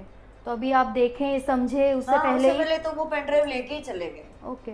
उन्होंने ये बोला कि हमारे पास है वो आपको देंगे, आपके पास है वो हमें दो, ताकि मिलके अपन ढूंढेंगे, ऐसा करके। तो आपने ये चीज बताई थी क्या कि हम भी अपने तरफ से कोशिश कर रहे हैं पेन ड्राइव में लेने की, सीसीटीवी में लेने की? तो जब आपने डेटा कलेक्ट किया तो उनको कैसे पता चला? पुलिस वाला साथ में ही तो था, साथ में ही था। एलसीबी की पूरी टीम लगी हुई थी। तो इसको भी कहाँ, मतलब अकेली को कहाँ दिखने दे रहे थे, कंटिन्यूअस साथ में ही थे। और वो उनको ये पता था कि कहाँ के सीसीटीवी कैमरे में फुटेज है। तो उनको तो पहले इंफॉर्मेशन मिल गया था कि यहाँ के तुम डिलीट कर दो। तो मैं सोच रहा था कि एलसीबी की टीम मेरे बच्चे को ढूंढ रही है, फुटेज देख रही है, लेकिन अब पता चला ना बाद में कि ये लोग तो डिलीट करने में लगे थे, जो भी फुटेज थे ना उनको डिलीट करने में लगे थे। और हम साथ में होते निकालने के लिए, वो लोग निकाल रहे थे, हम साथ में थे, तो उनको 1 घंटा 1.5 घंटा लग रहा था एक फुटेज निकालने में, जबकि 10 मिनट का काम है। 10 मिनट में फुटेज निकल जाता है, सिर्फ आईडी पासवर्ड डालते हैं और फाइल कॉपी हो जाती है। ओके। यानी आपके सामने वो निकालना नहीं चाह रहे थे और हमको पास में नहीं जाना चाह रहे, इसको पास में ही नहीं जाना चाह रहे थे। उनकी टीम वाले इसको कहते कि तुम उधर ही रहो। 10 मिनट के काम में वो 1-1.5 घंटा लगा रहे थे। अच्छा, फिर पेन ड्राइव लेके जाते हैं, उसके बाद क्या होता है? उसके बाद क्या होता है कि 7 तारीख हो जाती, शाम हो जाती है। जी जी।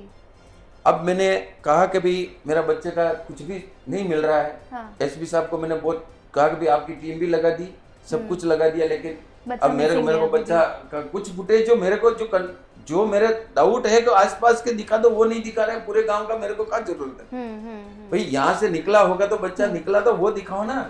अब वहाँ ढूंढ रहे हो आप तो वहाँ क्या मिलेगा, यहाँ से गया होगा तो मिलेगा ना, तो दिखावा हो रहा है। नहीं रतनलाल अभी देखो कुछ करते हैं। तो इन्होंने पता नहीं क्या साठ घाट की फिर। तो फिर वो जयदेव गोसाई आया और मेरे को एक फुटेज बताया, ये देखो आपका लड़का 11:15 बजे अंदर जा रहा है। मैंने कहा सर जा रहा है? हाँ बिल्कुल, हम उस दिन आए थे, घर में जा रहा है, स्टडी रूम में जा रहा है, तो वो मैंने छोड़ा वही जा रहा है जी। मैंने कहा ये मैंने उतारा है और ये जा रहा है, बिल्कुल जा रहा है सर, ये दिख गया। तो अब मेरे को तसल्ली होगी, इसी कैमरे में वापस देखो, वापस कितने बजे निकला। फिर वो सोचे यार, फिर यार वापस तो रतनलाल नजर नहीं आ रहा है इसमें, ये इस रास्ते गए ही नहीं। मैंने कहा यार सर जी ऐसी बात हो ही नहीं सकती, रास्ता एक ही है, इधर वाला रास्ते में अंधेरा है, खड्डे हैं, वो इधर जाएगा ही नहीं क्या। जी। तो फिर बाद में क्या हुआ कि उन्होंने बताया नहीं मेरा। मैंने कहा सर ये तो गलत, नहीं आगे की, मैंने कहा आगे की कैमरा तो देखो आप, आगे हुआ क्या देखो। तो आगे की तो फाइल करप्ट है, आगे नजर ही नहीं आ रहा कुछ। मैंने कहा यार आगे नजर ही नहीं आ रहा, आधा कैमरा सही है, आधा कैमरा वो ऐसा है, तो वो ऐसा क्यों है। अब मेरे समझ में वो चीज ही नहीं आ रही। अब ये 7 तारीख को शाम की बात है, जब जूनागढ़ से आए तब की बात है। अब वो नहीं बता रहे। अब मैंने कहा यार अब क्या करूं। फिर बाद में मतलब थोड़ी देर निकली और 7 तारीख कोई लेट नाइट मतलब वो वापस मेरे को एक फुटेज बताते हैं, ये लड़का आपका निकल रहा है 1:49 में निकल रहा है। तो उसमें क्या वो बेयरफुट दिख रहा है। हाँ। अब वो भी आधा बताया और आधा काट दिया। आगे मतलब एक गाड़ी पड़ी हुई है, वो गणेश जाडेजा की गाड़ी पड़ी हुई है, उसकी कुछ लाइटें ब्लिंक कर रही है, लेकिन वो ब्लर दिखाया है, ओरिजिनल फुटेज नहीं दिखाया, किसका फोटो खींच के मेरे को दिखाया उसी फुटेज का। तो उसमें वो लड़का तो दिख रहा है। हाँ। अब लड़का वहां उनके गाड़ी में बिठा रहे हैं, वो उन्होंने काट दिया, वो अपन को एक नजर में नजर नहीं आया। अपन बहुत बारीकी से देखें तब वो चीज पता चले। लेकिन उस समय तो मेरे को ये लगा कि ये लड़का निकल रहा है। मैंने कहा सर लड़का निकल रहा है, आगे तो मैं देख ही नहीं पाया। फिर बाद में ध्यान से देखा तो मेरे को थोड़ा बहुत दिख रहा है, वहां पे क्लियर नहीं बताया ये निकल रहा है। मैंने कहा सर ये निकल रहा है, तो अब आप आगे देखो फिर ये आगे कहाँ जा रहा है, आगे का फुटेज बताओ जी। तो अभी इन्होंने आगे का कोई फुटेज नहीं बताया। और फिर गांव के अंदर एक जियो का पेट्रोल पंप है, बच्चा इधर टर्न ले रहा है, हाथ में पानी की बोतल है, पैरों में कुछ नहीं है और घायल नजर आ रहा है। तो बच्चा रतनलाल ये आपका इधर जा रहा है। मैंने कहा सर ये बच्चा नहीं जा रहा है, इसको किसने चला रहा है, ये बच्चा घायल है, मेरे को पता चल रहा है इसको मारा पीटा गया है और ये कोई लोग चला रहे हैं इसको।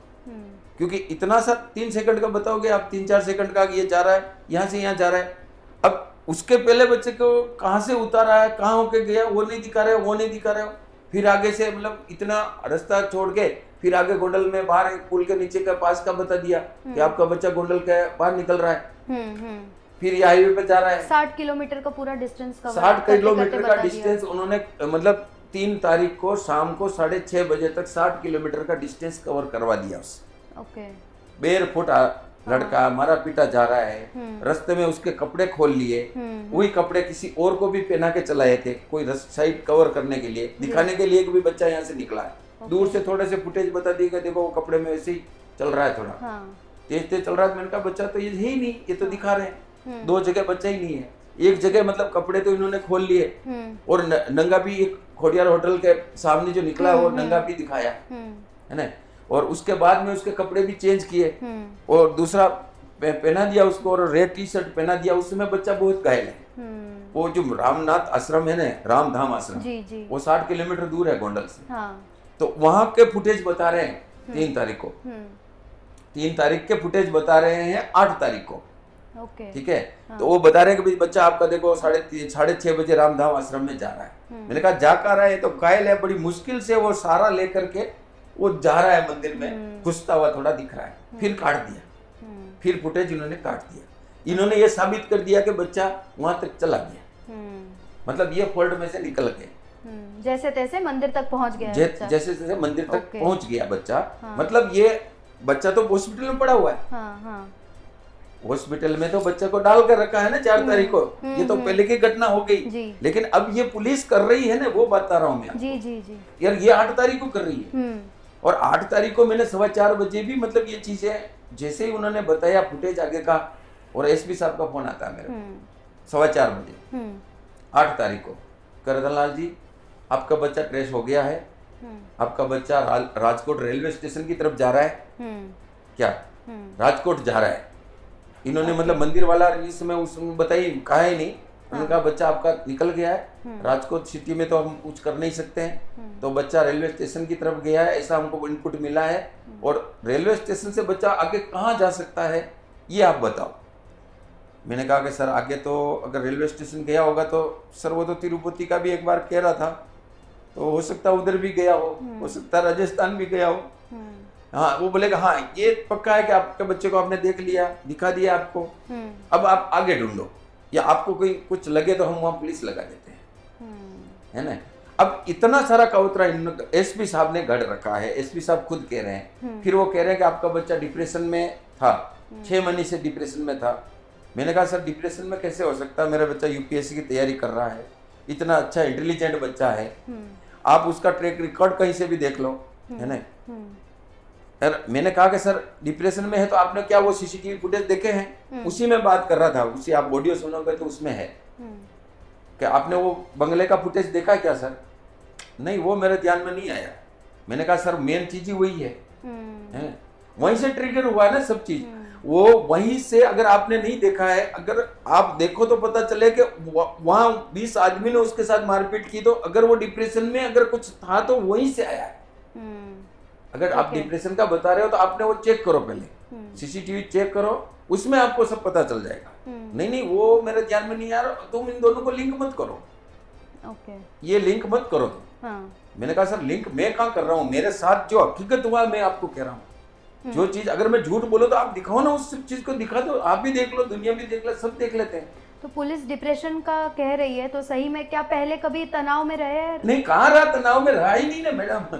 तनाव में बच्चा होता तो यूपीएससी की कोई तैयारी कर सकता है क्या? कोई कारण ही नहीं था, डिप्रेशन में होने का कोई कारण तो अरे और बच्चे को उन्होंने ऐसे ही कह रहे हैं, वो 6 महीने से बच्चे को कह रहे हैं, कहानी बना रहे हैं, कहानी बना रहे हैं क्या कि उन्होंने वो घटना छुपानी है ना।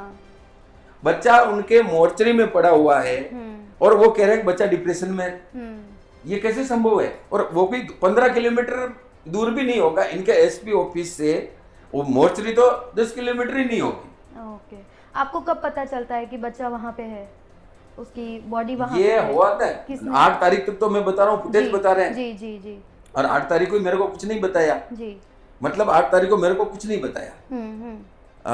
मैंने फिर सोच लिया कि अब मेरा एक दोस्त है, मतलब वो राजू भाई सकिया जी, और दिनेश भाई पाथर, वो इन लोगों की हरकतें जानते हैं, तो इन्होंने संपर्क किया मेरा, बोले कि रतनलाल ऐसा है कि वो एडवोकेट भी है, बोले रतनलाल इस तरह से बच्चा मिलने वाला नहीं है, अगर तुम हाई कोर्ट में निकल जाओ, वहाँ हेबियस कोर्स कर दो, तो मतलब ये अदालत कोर्ट ऑर्डर देगा, इनको बच्चा ढूंढ के देना पड़ेगा, जो भी हुआ ये सीसीटीवी कैमरे वगैरह फ्रीज हो जाएंगे सब, और तुम ये निकलो।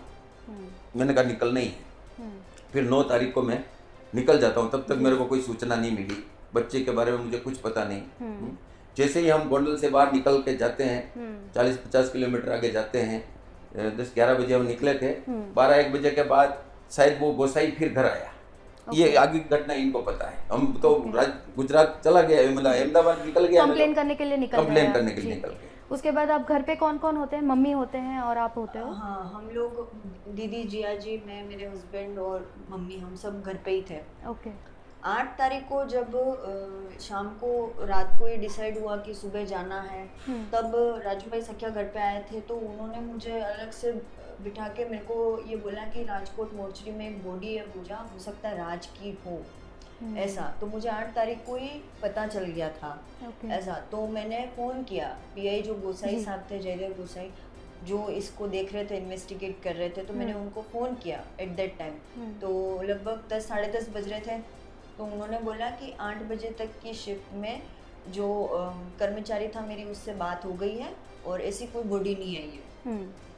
मैंने कहा अच्छा चलो ठीक है। फिर मैंने वापस से रात को 1 बजे फिर फ़ोन किया, तो मैं घबराहट हो रही है कि नहीं आया अभी तक, राज नहीं आया। तो मैंने उनको वापस से कॉल किया, मैंने कहा आप पूरा कंफर्म करो एक बार प्लीज़, वापस से पूछो, पता करो।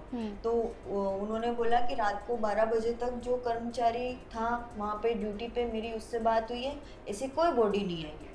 उन्होंने मेरे को अश्योर किया कि ऐसा कुछ भी नहीं हुआ है। रिपीटेडली एक का एक ही जवाब दे रहे हैं। हाँ, 8 तारीख 8 तारीख तक, है ना। मैं चला के पूछ रही हूँ तो भी मना कर रहे हैं। फिर मैंने कहा चलो ठीक है, अगर इतना अश्योर कर रहे हैं तो फिर मैंने भी कहा चलो ठीक है।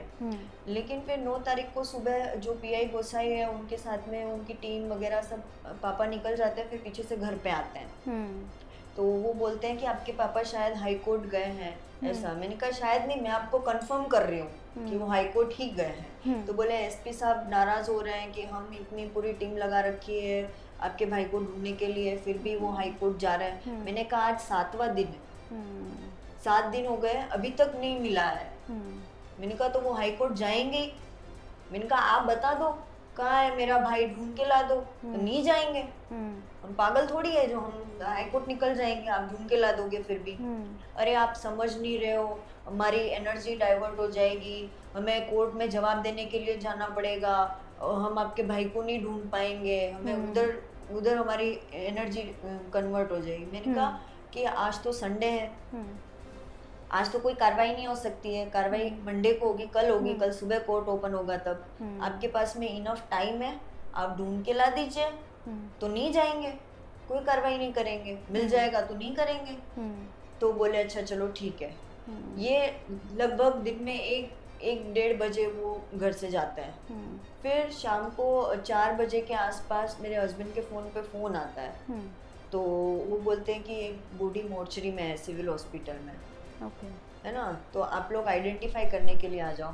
अब उस टाइम पे तो हमें कुछ सूझा ही नहीं, तो हम लोग फटाफट, मैं, जिया जी और मेरे हस्बैंड, हम तीनों हॉस्पिटल के लिए रवाना हो गए। हम लोग लगभग घंटे भर में वहाँ पहुँच गए, और बस वो फिर हमें तो बॉडी दिखाई, राज की थी वो, तो वहीं पता चल गया हमें। लेकिन अब ये था कि पापा अहमदाबाद है, मम्मी और दीदी घर पे हैं, अब उनको बताएं कैसे, उनको संभाले कैसे, तो हम कुछ समझ ही नहीं आ रहा था। अलग अलग हो गए सब अलग अलग हो गए। और सबसे बड़ी बात तो ये है कि जब मैं अहमदाबाद निकल गया तो इनको ले जाके हॉस्पिटल में क्यों ले गए? मेरे को फोन करना चाहिए ना, मैं सामने से फोन कर रहा हूँ, मेरा फोन ही नहीं उठा रहे, और इनके मैं संपर्क करता हूँ तो इनका भी फोन उन्होंने हॉस्पिटल में ले लिया, सब सबमिट करके रखा था हॉस्पिटल में, कुछ कर रखा था, इनका फोन पे संपर्क ही नहीं हो रहा था मेरा। मैं फोन करूँ तो लग ही नहीं था, इनके नहीं लग रहा, एसपी साहब के नहीं लग रहा, तो मैं कंफ्यूजन में ही था सब। मैं तो उधर 6 बजे तक मैंने OPS कोर्स किया, उसको नोटरी कराई उसकी, मैंने वकील साहब से कहा कि ये मेरा कोर्ट खुलते ही, आज तो रविवार है, कोर्ट खुलते ही आप सबमिट कर देना। ये सब करके जब मैं अहमदाबाद से बाहर निकला तो मैं राजू भाई के फोन पे फोन आता है, कभी रतनलाल बच्चा नहीं रहा, ये मतलब राजू भाई मेरे को बताते हैं शाम को 6 बजे, 6 साढ़े 6 बजे। और फिर क्या था, फिर तो मैं भी घबरा गया था, फिर मैं क्या कर सकता हूँ उस समय। और फिर बोले सीधा राजकोट की तरफ निकला, फिर राजकोट के सिविल हॉस्पिटल में ही बड़ी थी, और ये भी वहीं थे, मैं भी उधर निकला। रात में इन लोगों ने क्या किया कि इनको ले जा करके और साइन वाइन करवाया खाली कागजों पे। अच्छा, कौन से कागज थे आपको नहीं पता? हाँ, इनको पता नहीं होगा। हमने बोला कि फोरेंसिक कराना है हमें, तो उन्होंने बोला कि कंप्लेन, एक्सीडेंटल कंप्लेन लिखेंगे फिर फोरेंसिक होगा।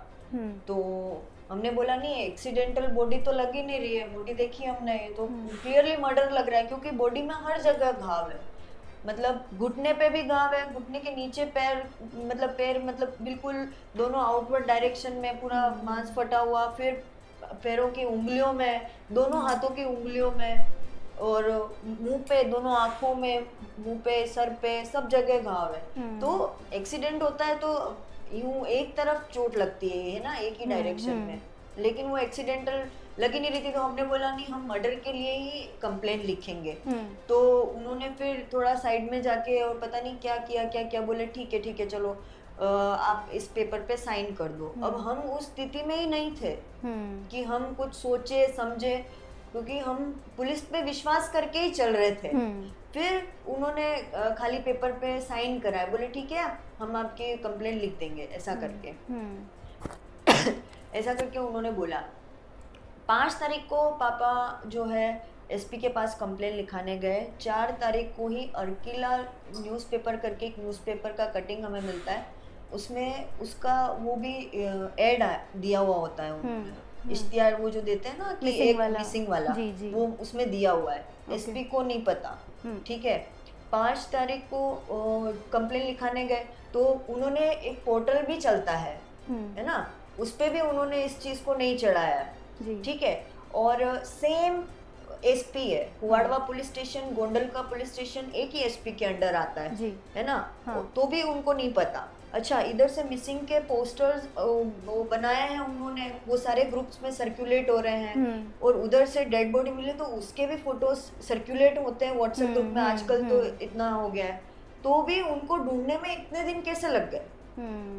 और मैं चला के 8 तारीख को पूछ रही हूँ, तब भी मना कर रहे हैं। हाँ। और जब पापा हाई कोर्ट के लिए निकलते हैं तब वो फोन करके बता रहे पीछे से कि ऐसी बॉडी मिली है।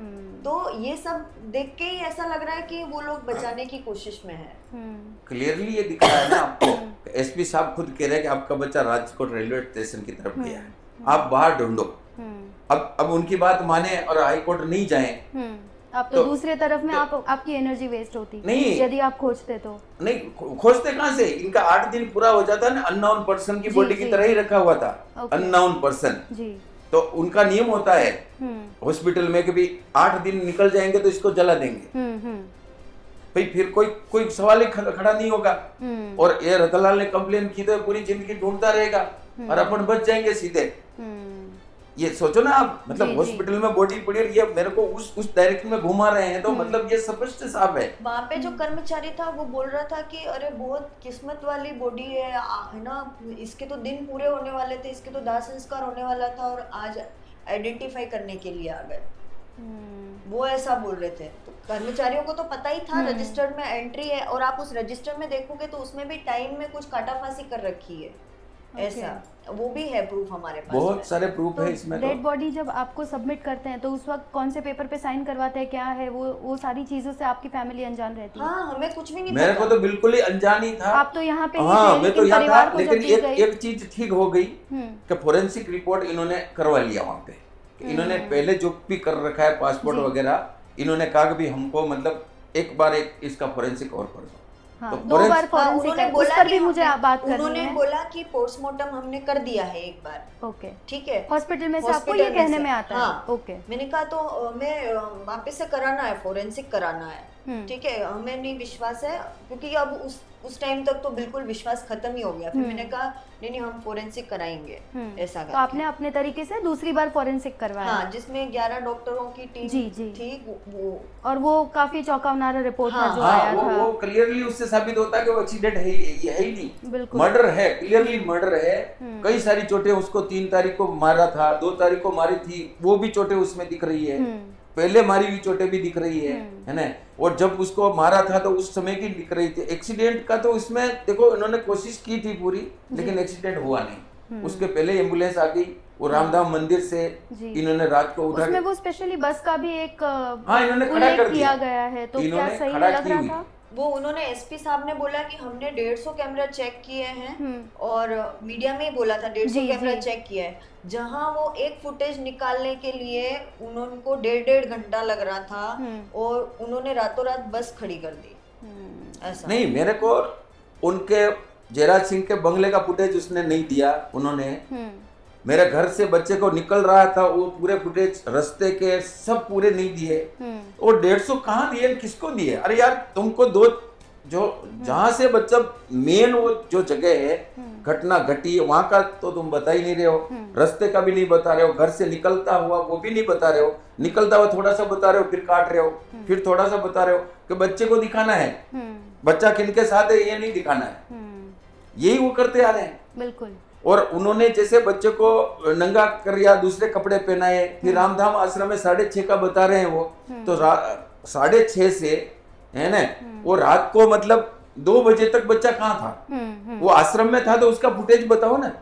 उस समय भी मतलब कहने वाले लोग ऐसा कह रहे कि 2 लड़के थे जो इसका ध्यान रख रहे थे, फिर उन्होंने इसको उठा लिया, मतलब उसको टॉर्चर ही करते रहे, मारते ही रहे। अभी तक सारी पुलिस की शंकास्पद भूमिका, बिल्कुल पुलिस की शंका है। और ये मेरे को क्लू भी मिला, लोगों के मुंह से बात भी सुनी है कि इस हिमकर सिंह ने 8 करोड़ रुपए लेकर के सीसीटीवी फुटेज नहीं देने के लिए मतलब ले गया वो, ऐसा भी लोग कह रहे हैं गोंडल के। अच्छा। कभी रतनलाल हमने बात सुनी है कि वो सीसीटीवी फुटेज पुलिस के पास है, 8 करोड़ में सौदा हो गया है उसका, ऐसा भी लोगों ने कहा है। उन्होंने वो जो जयदेव गोसाई थे उन्होंने मेरे सामने इस बात को एक्सेप्ट किया। मैंने पूछा उनको कि आपने बंगलों का सीसीटीवी फुटेज निकाला कि नहीं निकाला, तो बोले हाँ निकाला हमने, वो भी देखा। तो बोले कि मारपीट तो दोनों साइड से हुई है, उन्होंने ऐसा बोला। मैंने कहा कि मेरे भाई ने तो पक्का डिफेंस किया ही होगा, प्रतिकार किया ही होगा, आप तो ये बताओ कि शुरू किसने किया? तो बोले आप ये मान लीजिए कि गणेश के लोगों ने मारना शुरू किया। ये मीन्स तो उन्होंने देखा है, वो बता नहीं रही है, छुपा रही है, उन्होंने तो देखा ही है। ये ओके। और जो एक्सीडेंट का जो फोरेंसिक का तो जो देखा ना आपने, बहुत बड़े डॉक्टर साहब ने ऐसा कहा कि 30 साल के रिकॉर्ड में ऐसा कोई पहली एक्सीडेंट बार नहीं हुआ देखा। है, यस यस, न्यूरोसर्जन थे, हाँ। उन्होंने ये कहा है। और वो जो रामधाम आश्रम है, जी। जो वहां से बच्चे को रात को उसी दिन 3 तारीख और 4 तारीख की नाइट को रात को 2 बजे 2 बजे के आसपास फिर बच्चे को वापस निकलता हुआ बता रहे हैं वो। अच्छा, आश्रम से। आश्रम से थोड़ा सा दिखा रहे जी। हैं। एक्सीडेंट साइट वहां से 500 मीटर है। हम्म, इन्होंने क्या किया कि वहां से फिर बच्चे को थोड़ा दिखा के फिर बच्चे को ले लिया, फिर वो कपड़े खोल लिए, कपड़े खोल लिए, नंगा कर दिया बिल्कुल, फिर इन्होंने मार दिया उसको बिल्कुल, और मार के उस जगह पे डाल दिया। और फिर इन्होंने ही एम्बुलेंस वाले को फोन किया। वो फोन का पता करो ना, किसने एम्बुलेंस को फोन किया।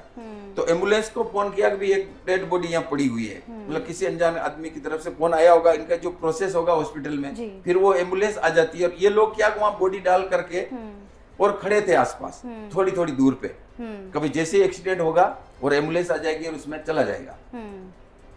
लेकिन कुदरत की ऐसी हुई कि इन्होंने फोन किया तब तक कोई गाड़ी से नहीं टकराया। वो मरा हुआ बच्चा, थोड़ा बहुत जीव होगा, करारा होगा, ऐसा कर रखा, तो एम्बुलेंस आ जाती है। और जैसे ही वहां एम्बुलेंस आई और इधर से स्कॉर्पियो और ऐसे बोलेरो ऐसी गाड़ी है, जैसा कि ये देखो दिव्य भास्कर की न्यूज में छपा हुआ है। यस। तो वो गाड़ी वहां आई, वो वहां में से कुछ लोग उतरे और रोंग साइड से भी कुछ लोग आए। तो एम्बुलेंस वाले ने सोचा कि यार तुम लोगों को क्या, तुम लोग क्यों दौड़ के आए? तो वो लोगों ने कहा कि भाई तुम्हारी हेल्प करने के लिए आए। यार मेरी क्या हेल्प करने के लिए आओ, तुमको क्या पता कि यहाँ डेड बॉडी है? ये शब्द तो वो न्यूज़पेपर के हिसाब से मैं कह रहा हूँ। ये सारी चीजें छपी हैं। ये चीजें छपी है। फिर बाद में वो बॉडी वो एम्बुलेंस में हॉस्पिटल ले गए जी। और फिर ये लोग ये तो नहीं कह सकते कि हमने डाला है, एम्बुलेंस वालों को भी ये तो नहीं कह सकते ना। फिर इन्होंने मतलब आगे गणेश जाडेजा को ये सब बता दिया, कभी देखो हम तो एक्सीडेंट करने के लिए वहां रखा था और इतने में एम्बुलेंस आ गई, हॉस्पिटल में बॉडी चली गई है, अब हमारे हाथ में कुछ नहीं है। तो फिर उसने कह दिया होगा कि तुम टेंशन मत लो, पुलिस अपनी है, हॉस्पिटल में भी अपने लोग हैं, वो हम मेंटेन कर लेंगे। और फिर बाद में इन्होंने काउतरा गढ़ दिया कि इसको ऐसे ही हॉस्पिटल में पड़ी रहने दो, हॉस्पिटल में पड़ी रहने दो। अगर पुलिस का कुछ कंप्लेन वम्प्लेन हुआ तो उसको 6-7 दिन ऐसे ही घुमा देंगे। इसीलिए मेरे को घुमा रहे थे पुलिस, इसीलिए तो मेरे को जूनागढ़ ले गई, राजस्थान भेजने की फिराक में थी, मेरे को आउट ऑफ स्टेशन करना चाह रही थी, क्योंकि वो 7 दिन 8 दिन जो पूरे हो जाएंगे ना, बच्चे को जला ही देंगे, अंतिम संस्कार हो जाएगा। फिर इस रतनलाल को बोल देंगे कि आपका बच्चा रेलवे स्टेशन से वो इंडिया में कहीं चला गया। फिर आप लोग अंतिम संस्कार के लिए राजस्थान गए थे, वहाँ राजस्थान में भी काफी विरोध प्रदर्शन देखने को मिला। अभी बहुत प्रदर्शन हुआ वहाँ, तो मैंने अभी रोक रखा है सब लोगों को, मैंने कहा न्याय मिल जाए तो ठीक, वरना तो जाट तो मतलब मैं हरियाणा मतलब उत्तर प्रदेश जम्मू कश्मीर जो भी जहां तक मेरे जाट लोग हैं ना भाई लोग, सब लोग मेरा साथ देंगे, सब खड़े होंगे न्याय। क्या कोई मेरा बच्चा इतना सस्ता नहीं था कि वो मतलब बहुत बहादुर बच्चा था और मैं उसी के लिए जी रहा था। अब मेरा जीने का कोई मतलब नहीं। अगर मेरे बच्चे को न्याय नहीं मिलता है तो मैं कुछ भी कर जाऊंगा, मतलब न्याय के लिए तो मैं सुप्रीम कोर्ट तक, जो भी हाई कोर्ट से है, सुप्रीम कोर्ट से अभी तो प्रक्रिया में चल रहा हूं, लेकिन मैं बच्चे के लिए कुछ भी कर जाऊं न्याय के लिए। क्या अभी भी आप लोगों को धमकी भरे फोन आते हैं? धमकी भरे फोन तो मतलब वया आते ही हैं, मतलब इनडायरेक्टली, मतलब वो आपने नहीं देखा पाटीदार जो आगेवान लोगों ने मेरा थोड़ा सा साथ दिया है ना, और गोंडल में गए तो उनकी गाड़ियां तोड़ दी। वो पाटीदार जो आगेवानों के साथ क्या हुआ है वो देख लो ना।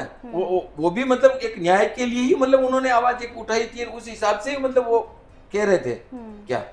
और इन लोगों ने जबरदस्ती मतलब उनको गांव में ही नहीं घुसने दिया और गाड़ियां तोड़ दी इनकी।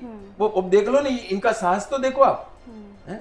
जो मर्डर का आरोपी है, जिसको लाइफ सेंटेंस मिला हुआ है, जयराज सिंह जाडेजा को, वो मतलब वहां खुलेआम घूम रहे हैं, बेल पे घूम रहे हैं, गोंडल में आने की परमिशन नहीं तो भी रह रहे हैं। और सरकार भी ऐसे लोगों को टिकट दे रही है। उसको नहीं दिया, उसको नहीं दे रहा तो उसकी पत्नी को दे दो। अरे पत्नी को दे दिया तो फिर वो पत्नी अलग थोड़ी होगी, पत्नी क्या अलग होगी। और वो जो गणेश जाडेजा है, उसने वो जो पहले दलित युवक के साथ मारपीट की, वो 4 महीने जेल में रहा और वो अभी बेल पे है। और बेल पे भी वो शर्त या जमीन बोलते हैं ना उसको, कभी अगर तेरे साथ अगर कहीं एफआईआर हो गई तो तेरे को सीधा जेल में आना पड़ेगा। नहीं तो उसी दिन उस घटना के बाद में उसने सोचा होगा कि लड़का बहुत बहादुर है ने, और उसको सब पता चल गया। उसके 20 गुर्गों ने तो सब गोंडल की सब बता दी उसको कि भाई बहुत ही निडर और साहसी बच्चा है। और ये अगर सुबह जाके इसने राजस्थान जाकर के 0 एफआईआर कर दी तो तुम तो सीधे जेल में ही चले जाओगे ना। तो इसीलिए उसको उठाया रात को, सब कारण इसमें मिल रहे हैं, पुलिस इसमें मिली हुई है, सीसीटीवी कैमरे का सौदा हुआ है, वो लोग गोंडल से कह रहे थे और वो भी प्रतिष्ठित लोग थे कि ब्रतनलाल ऐसा सुनने में आया कि पुलिस ने सौदा कर लिया है सीसीटीवी का है, और इन पाटीदार आगेवानों का भी हमला हो रहा है इतना। मेरा तो उस दिन से ही धंधा ही बंद है, मेरे तो लोन पे दुकान चल रही थी, उसका तो मेरे पहले से 2 EMI बाकी है मेरी, वो भी नहीं भर पा रहा हूँ। यानी काफी समय से न्यायिक प्रक्रिया चल रही होगी, लेकिन इसमें संघर्ष भी काफी है, बहुत ज्यादा संघर्ष ही है इसमें। तो मेरी हालत ही आप देख रहे हो, मैं एक आप बताओ, पाव भाजी बेचने वाला एक गरीब आदमी, ये इतने सरकार जिनकी है, पुलिस जिनकी है, न्याय प्रक्रिया में भी इनके लोग हैं, इनके मतलब एक इनके बेटे के हस्बैंड वो मजिस्ट्रेट हैं लेवल के कहीं लग रहे हैं, इनको सब चीजें बताने के रहे कि भी इसमें क्या करना होगा, क्या कैसे डिले कर सकते हैं, कुछ भी कर सकते हैं। न्याय प्रक्रिया में डिले जो चल रहा है उसमें भी मेरे को इन लोगों का कोई हाथ लग रहा है। तो अभी करंट स्टेटस क्या है? क्या जब भी आपने अभी द्वार खटखटा दिए हैं हाई कोर्ट के भी, क्या है अब अगली सुनवाई जो है होगी वो कब होगी? मैंने तो देखो न्याय प्रक्रिया में तो जैसे 26 अप्रैल को भी मतलब ये कर दिया था, 26 मार्च को ही, 26 मार्च को ही मतलब रिट फाइल कर दी थी। उसके बाद कोर्ट से तारीखें मिल रही है, पहले 4 तारीख मिली थी, उसके बाद 9 तारीख मिली थी, फिर 16 मिली थी, फिर 21 मिली थी और फिर 30 मिली थी और अब 7 मिली, 7 मई। मतलब इस तरह से सुनने में आ रहा है कि भाई फाइलें बहुत है, केसेस बहुत है, जज साहब के पास बहुत पेंडिंग मामले पड़े हुए हैं, इसलिए वो नंबर नहीं आ रहा है, ऐसे ही कह रहे हैं हमको तो। और बाकी न्याय प्रक्रिया देखो सम्मानीय हाई कोर्ट है, अब इसके बारे में तो मैं क्या कह सकता हूँ, मैं उनकी शरण में हूँ। और बाकी सीबीआई जांच ही मेरे को चाहिए, लग रहा है इसके अंदर सीबीआई जांच पहले दिन से ही मैं मांग रहा हूँ कि सीबीआई जांच होगी तो ही ये चीज बाहर आएगी, क्योंकि इतने पुलिस जब मिली हुई है, इतने सब लोग मिले हुए हैं, किसकी हिम्मत नहीं है उनके सामने सिर ऊंचा करने की, बोलने की, तो मेरे पक्ष में तो कोई गवाही देने वाला मिलेगा ही नहीं। मेरा तो एक ही सबूत है कि सीसीटीवी फुटेज, तो वो फुटेज मेरे को दिखा दो तो उसमें सब क्लियर हो जाएगा। और बाकी तो सब गवर्नमेंट भी इनकी है, पुलिस इनकी है, और जब इतनी डिस्ट्रिक्ट लेवल तक पुलिस मिली हुई है तो ये सरकार के ऊपर भी आता है कि सरकार की जिम्मेदारी बनती है। तो कहीं ना कहीं सरकार भी मतलब इस चीज को दबाने में ही लगी है कि भाई ये चीज बेटर दब जाए तो अच्छा है, क्योंकि वो वही चाहते हैं। तो सब अगर नहीं चाहते तो अभी तक तो इतनी आवाज उठी है, 3 बार तो आपके पार्लियामेंट में आवाज उठ गई है। तो न्याय की प्रक्रिया काफी संघर्ष भरी है, लेकिन इसमें साथ साथ बहुत ही खर्चीली भी है, बहुत खर्चीली है। पैसा तो आप कैसे अभी मैनेज कर रहे हैं सारी चीजें, वो भी मैं जानना चाहूंगी। कोई संगठन आपको मदद कर रहा है या क्या है? नहीं मदद कर रहा, मैंने दुकान बेचने के लिए निकाल रखी है अभी, मैंने कहा अभी मैं इसका EMI भी कर दूं। तो आप राजस्थान में ही शिफ्ट हो रहे हैं? हाँ, मतलब पैसा तो लगाना ही पड़ेगा भाई, लगाना ही पड़ेगा। और एक मतलब ऐसा कुछ भाई लोगों ने स्टेक भी बना रखा है कि भाई इसके लिए जो वो भी कोशिश कर रहे हैं, वो कुछ नाम से कर रखा है ना, एक अकाउंट है ना, कुछ लोग मदद कर रहे हैं कि 100 रुपए 500 रुपए इस तरह से किसी से फाइनेंशियली थोड़ी बहुत मदद आ जाए। हाँ, जैसे वो ट्राई कर रहे हैं। ओके, मिल ले तो मतलब उस हिसाब से। बाकी तो मैं अभी हाई कोर्ट से सीधा सुप्रीम कोर्ट भी वो कोशिश कर लेता, लेकिन अब वो मैं अफोर्ड नहीं कर पा रहा हूँ मेरे हिसाब से। तो मैं मतलब बेचने के लिए निकाल रखी है मैंने, कभी भी दुकान ग्राहक मिल जाए तो बेचूं, तो पैसा आ जाए तो फिर वो आगे कार्रवाई करूँगा। न्याय की उम्मीद तो है, आशा है कि हर तरफ से आपको कोई ऑप्शन ही तो नहीं है। न्याय की उम्मीद के ऊपर ही खड़ा, और दुनिया का सबसे बड़ा जैसे प्रजातंत्र है हिंदुस्तान, और वहीं अगर न्याय नहीं मिले तो फिर क्या गवर्नमेंट का मतलब है? फिर अपने देखो, गवर्नमेंट सब अपना धंधा करते हैं, आप भी सर्विस करते हो, अपने खर्चे से कर रहे हो, अपनी मेहनत कर रहे हो, पगार मिल रही तो मेहनत कर रहे हो, हम भी मेहनत ही कर रहे हैं। गवर्नमेंट का कोई ऐसा रोल नहीं है, गवर्नमेंट का मेन रोल होता है कि एक सुरक्षा, सामाजिक सुरक्षा, अगर वो नहीं दे पाए तो उसके साथ न्याय हो जाए। गवर्नमेंट का पहला ही एक चीज होती है। अब बड़े कंट्रीज में देख लो ना, USA वगैरह में सिर्फ यही तो करते हैं सुरक्षा के, बाकी दूसरी चीजों का पूरा ध्यान ही नहीं है। अपने तो इधर सब चीज में इंटरफेयर कर रखा है। जो न्याय की प्रक्रिया आती है तो इतने सारे पेंडिंग मामले, अगर लोगों को निचले स्तर पर भी न्याय मिल जाए तो लोगों को ऊपर जाने की कहाँ जरूरत पड़े। बिल्कुल है, लेकिन गरीब आदमी को न्याय मिलता नहीं है, और वो आगे जाते हैं, और आगे और जो लोग सामने होते हैं ना, वो सक्षम होते हैं, पावरफुल होते हैं, सब चीज उनके हाथ में होती है, तो वो इसीलिए वो सोचते हैं यहाँ न्याय नहीं मिला तो आगे जाएं, हाई कोर्ट जाएं, फिर वो सुप्रीम कोर्ट जाएं, किसे भी अफोर्ड करके जाते हैं तो वो बर्बाद हो जाते हैं, और ये लोग फिर भी जीत जाते हैं। लग रहा है हकीकत सबक सिखाएगी आप, क्योंकि एक बहन के तौर पे जो अच्छी मेमोरीज अगर याद करना चाहेंगी वो कौन सी होगी राजकुमार को लेके? राज के साथ तो एक एक पल मेरा बहुत यादगार रहा है, क्योंकि मैं जब 5 साल की थी तब उसका जन्म हुआ था, तो एक बड़ी बहन के लिए तो उसका छोटा भाई बहुत इम्पोर्टेंट होता है, मतलब पहली संतान बराबर मान के चलते हैं, इतना प्यार होता है। तो मेरी हर याद उससे जुड़ी हुई है। मैंने अपनी लाइफ का कोई डिसीजन नहीं, ऐसा नहीं होगा कि जो मैंने उससे डिस्कस करके ना लिया हो। हम लोग, जब मैं कुछ सोचती थी तो मैं उससे पूछती थी, और उसकी राय मेरे लिए बहुत इम्पोर्टेंट होती थी। मैं उससे बिना पूछे कुछ भी नहीं करती थी।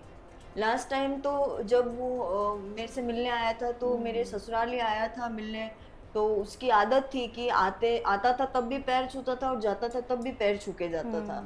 तो वो पता नहीं उस दिन वो जा रहा था तब भी मुझे ऐसा रोना आ गया। तो मैंने बोला बस अब तू यूपीएससी कर ले, बस मैं यही चाहती हूँ, भगवान आशीर्वाद भी यही दे रही हूँ कि तेरा यूपीएससी हो जाए इस बार।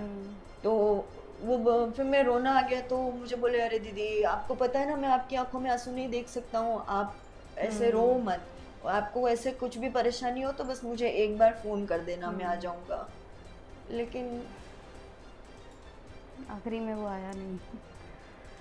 मैं तो उसका फोटो देखता हूँ तो भी नहीं देख पाता हूँ, इतनी हिम्मत ही नहीं कि उसका फोटो ही देखो। अभी चलिए, राजस्थान में भी काफ़ी सारे प्रोटेस्ट हो रहे हैं, सब लोग रास्ते पे उतरे हैं, लग रहा है कि न्याय मिलेगा? मेरा आखिरी सवाल यही है। लग तो रहा है कि अब पूरी उम्मीद है कि न्याय मिलेगा और ये लोग फांसी पे चढ़ेंगे, देख लेना। ये गणेश जडेजा फांसी पे चढ़ेगा। तो आप श्योर है कि उनकी बिल्कुल वजह से श्योर ही हूँ, ये क्योंकि हुआ है? इन्होंने तड़पा तड़पा कर मेरे बच्चे को मारा है, जिसका कोई दोष नहीं था। उसका दोष सिर्फ यही था कि इनका ईगो हर्ट हुआ। बच्चे ने सामने से जवाब दिया, इसलिए इनका ईगो हर्ट हुआ, और इस ईगो के पीछे ही इन्होंने लड़के को मार दिया। क्या लड़के को झुकना मंजूर था नहीं, और इन्होंने मतलब कुछ भी बोला, इसने सामने से जवाब दिया उन्हीं की भाषा में, और इसी वजह से इसको मारा। पूजा जी आप कुछ कहेंगी लास्ट में? आप वाइंड अप कर रहे हैं, उससे पहले किस तरीके से आपको आशा है?